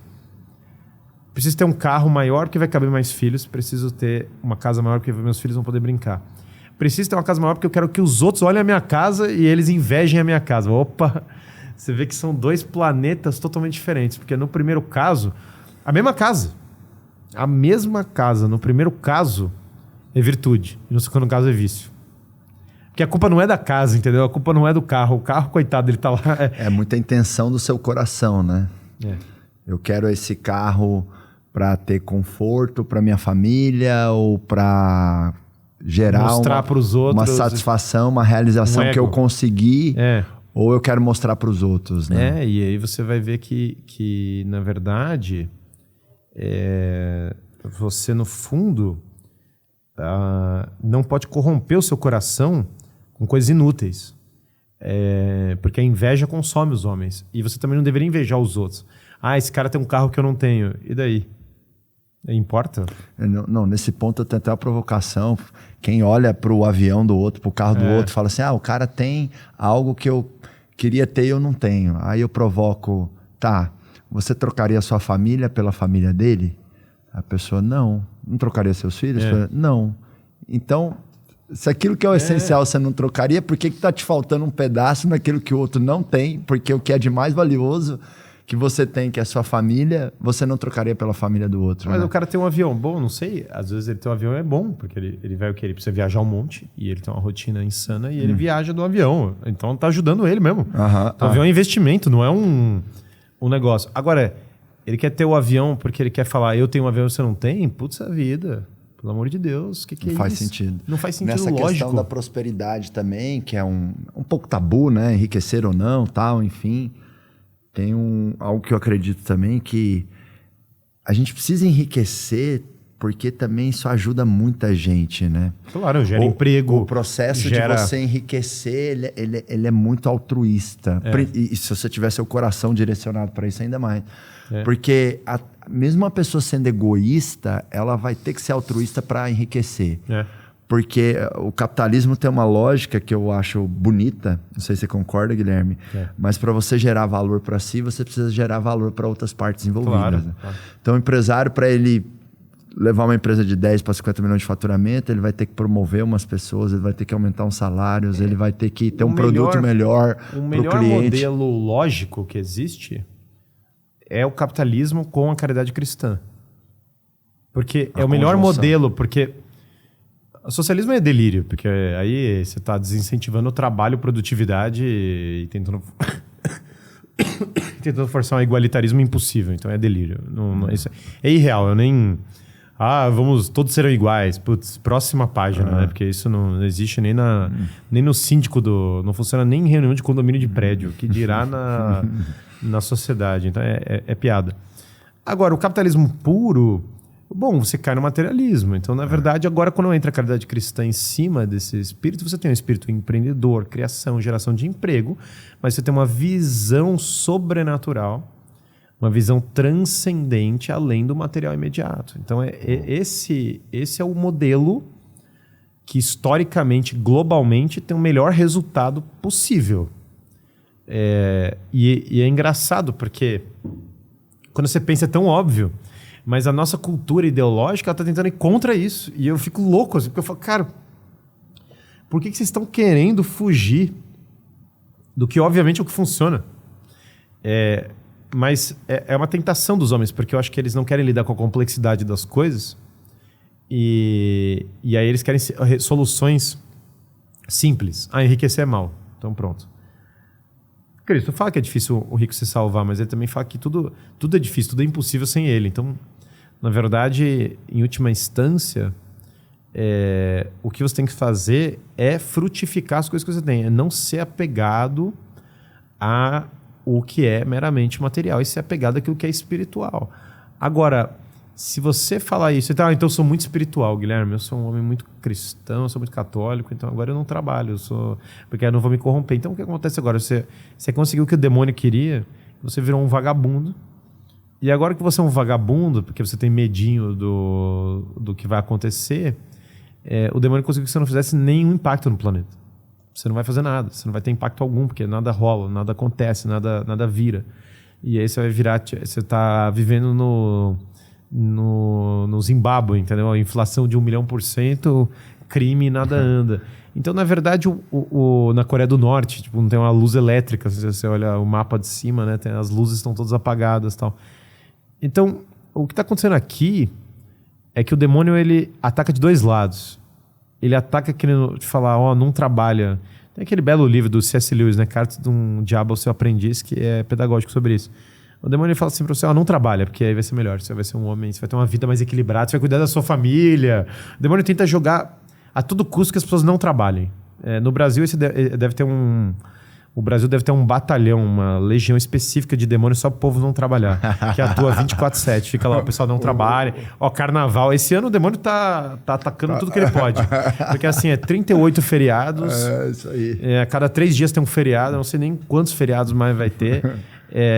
Copa, carnaval, eleição. Cara, é pra não trabalhar. Fala, pessoal, brasileiros, não trabalhem. E ainda a escala 6x1 passando. Não, tem que ser... Bota logo escala 1, 6 logo e dane-se, entendeu? E todo mundo vai falir logo o país e tal. É uma piada. Então o demônio tá tentando que as pessoas não trabalhem. Só que aí depois que o cara trabalha e ele ganha o dinheiro, aí o demônio fala, tá vendo? Você é Deus. Então, vai pro prazer, vai ele pro vai vício. pro prazer, vai pro vício. Então ele ataca nas duas frentes. E o homem sábio, ele pilota ele está segurando os 2 cavalos da biga, ele pilota tudo. Ele está segurando o globo do Atlas, ele está segurando as colunas do Sansão. Ele vira e fala assim, olha, você era mentiroso quando você mandou eu não trabalhar. E quando você falou que eu não podia, e todo mundo chegou em volta de mim falando que a empresa não ia dar certo, que eu não ia conseguir fazer e tal. Só que agora que eu prosperei, você está falando, agora você é Deus, você também está mentindo de novo. Porque eu também sei que eu não sou, e eu, na verdade, agora eu vou continuar servindo. Então, aí ele perdeu, porque ele não vai falar o quê, entendeu? É que se o cara ainda prosperou, cresceu, criou, fez, e ainda vai ter a humildade, vai ser desapegado, o único que perde é o demônio. Não tem ninguém que perca, porque a família dele ganhou, os empregados ganharam, a sociedade ganhou, os parasitas em Brasília que estão só sugando as pessoas, até eles ganharam, porque o cara melhorou, todo mundo ganhou. Então, a gente tem que chegar nessa visão, né? Lindo. Para a gente fechar, deixa um recado para os empreendedores atravessarem essa tempestade que a gente está tendo em termos de economia, de insegurança política. Eu vejo muitos empresários que estão desgostosos, desesperançados, apáticos, né? E eu acredito que com todo o seu brilhantismo, sim, você tem um bom recado aí para esses empreendedores. A primeira coisa, a política do Brasil está dando errado. Cara, a política do Brasil está dando errado desde que a gente tirou Dom Pedro II, 1889, botou uma oligarquia escravocrata no lugar. Assim, não é de hoje. Então esquece esse negócio que tá dando errado. Tá dando errado sempre, entendeu? Tem séculos. Séculos tá dando errado. Agora, esquece isso e aí você vai fazer o seguinte. Toda vez que você vê uma notícia ruim, toda vez que você vê um negócio que te desanima, você vai olhar e falar assim, não... frase que está na encíclica do Papa, agora o Papa escreveu uma encíclica citando Gandalf, do Senhor dos Anéis. E, aliás, assistam o Senhor dos Anéis, quem não assistiu. Não cabe ao homem dizer o rumo das coisas, dizer o destino dele, mas cabe a ele fazer o melhor com o tempo que lhe foi dado. Então, toda vez que você olhar uma coisa ruim, você vai falar, como que eu vou agora, eu vou fazer uma boa ação, eu vou melhorar um ponto que eu tenho que melhorar. Quando você vê a desgraça do mundo, você fala, eu vou melhorar um item na minha vida. E se você melhorar um item para cada desgraça que tem no mundo e as desgraças vão aumentar num período de instabilidade, o resultado vai ser positivo de qualquer maneira, porque se o mundo estiver desabando, você vai estar inteiro. Então, o meu recado para o empresário é todo dia uma melhora. E pague o mal do mundo com as suas boas ações. Porque isso na esfera, pelo menos do que diz respeito à sua família, à sua empresa, à sua comunidade local, né? Porque eu acho que quando se fala de política, o empresário tinha que tentar influenciar primeiro a política local, a comunidade local.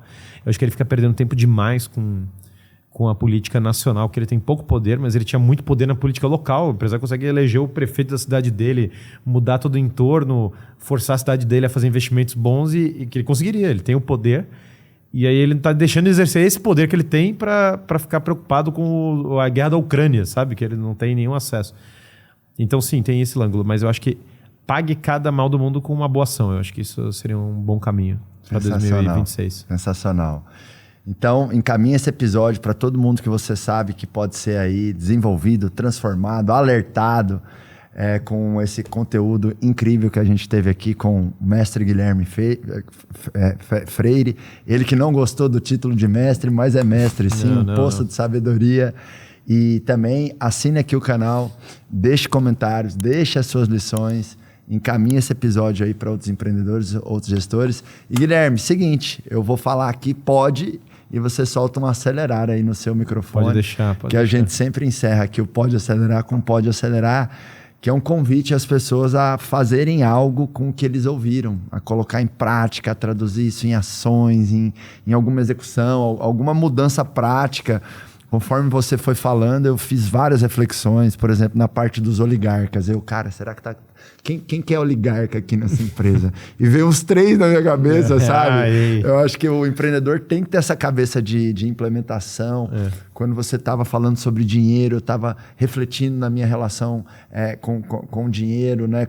Conforme você estava falando de virtudes, cara, qual dessas virtudes eu preciso melhorar? E até na mensagem final você puxou isso, trouxe essa fala linda e muito pragmática, né? Da gente pagar a maldade do mundo com a nossa bondade. Então esse Pode Acelerar para você implementar, refletir na sua realidade e fazer o que você pode com as condições que você tem. Beleza? Então eu falo pode, você acelerar, tá, Guilherme? 1, 2, 3, pode! Acelerar. Acelera. Boa, valeu. Muito obrigado, viu? Valeu.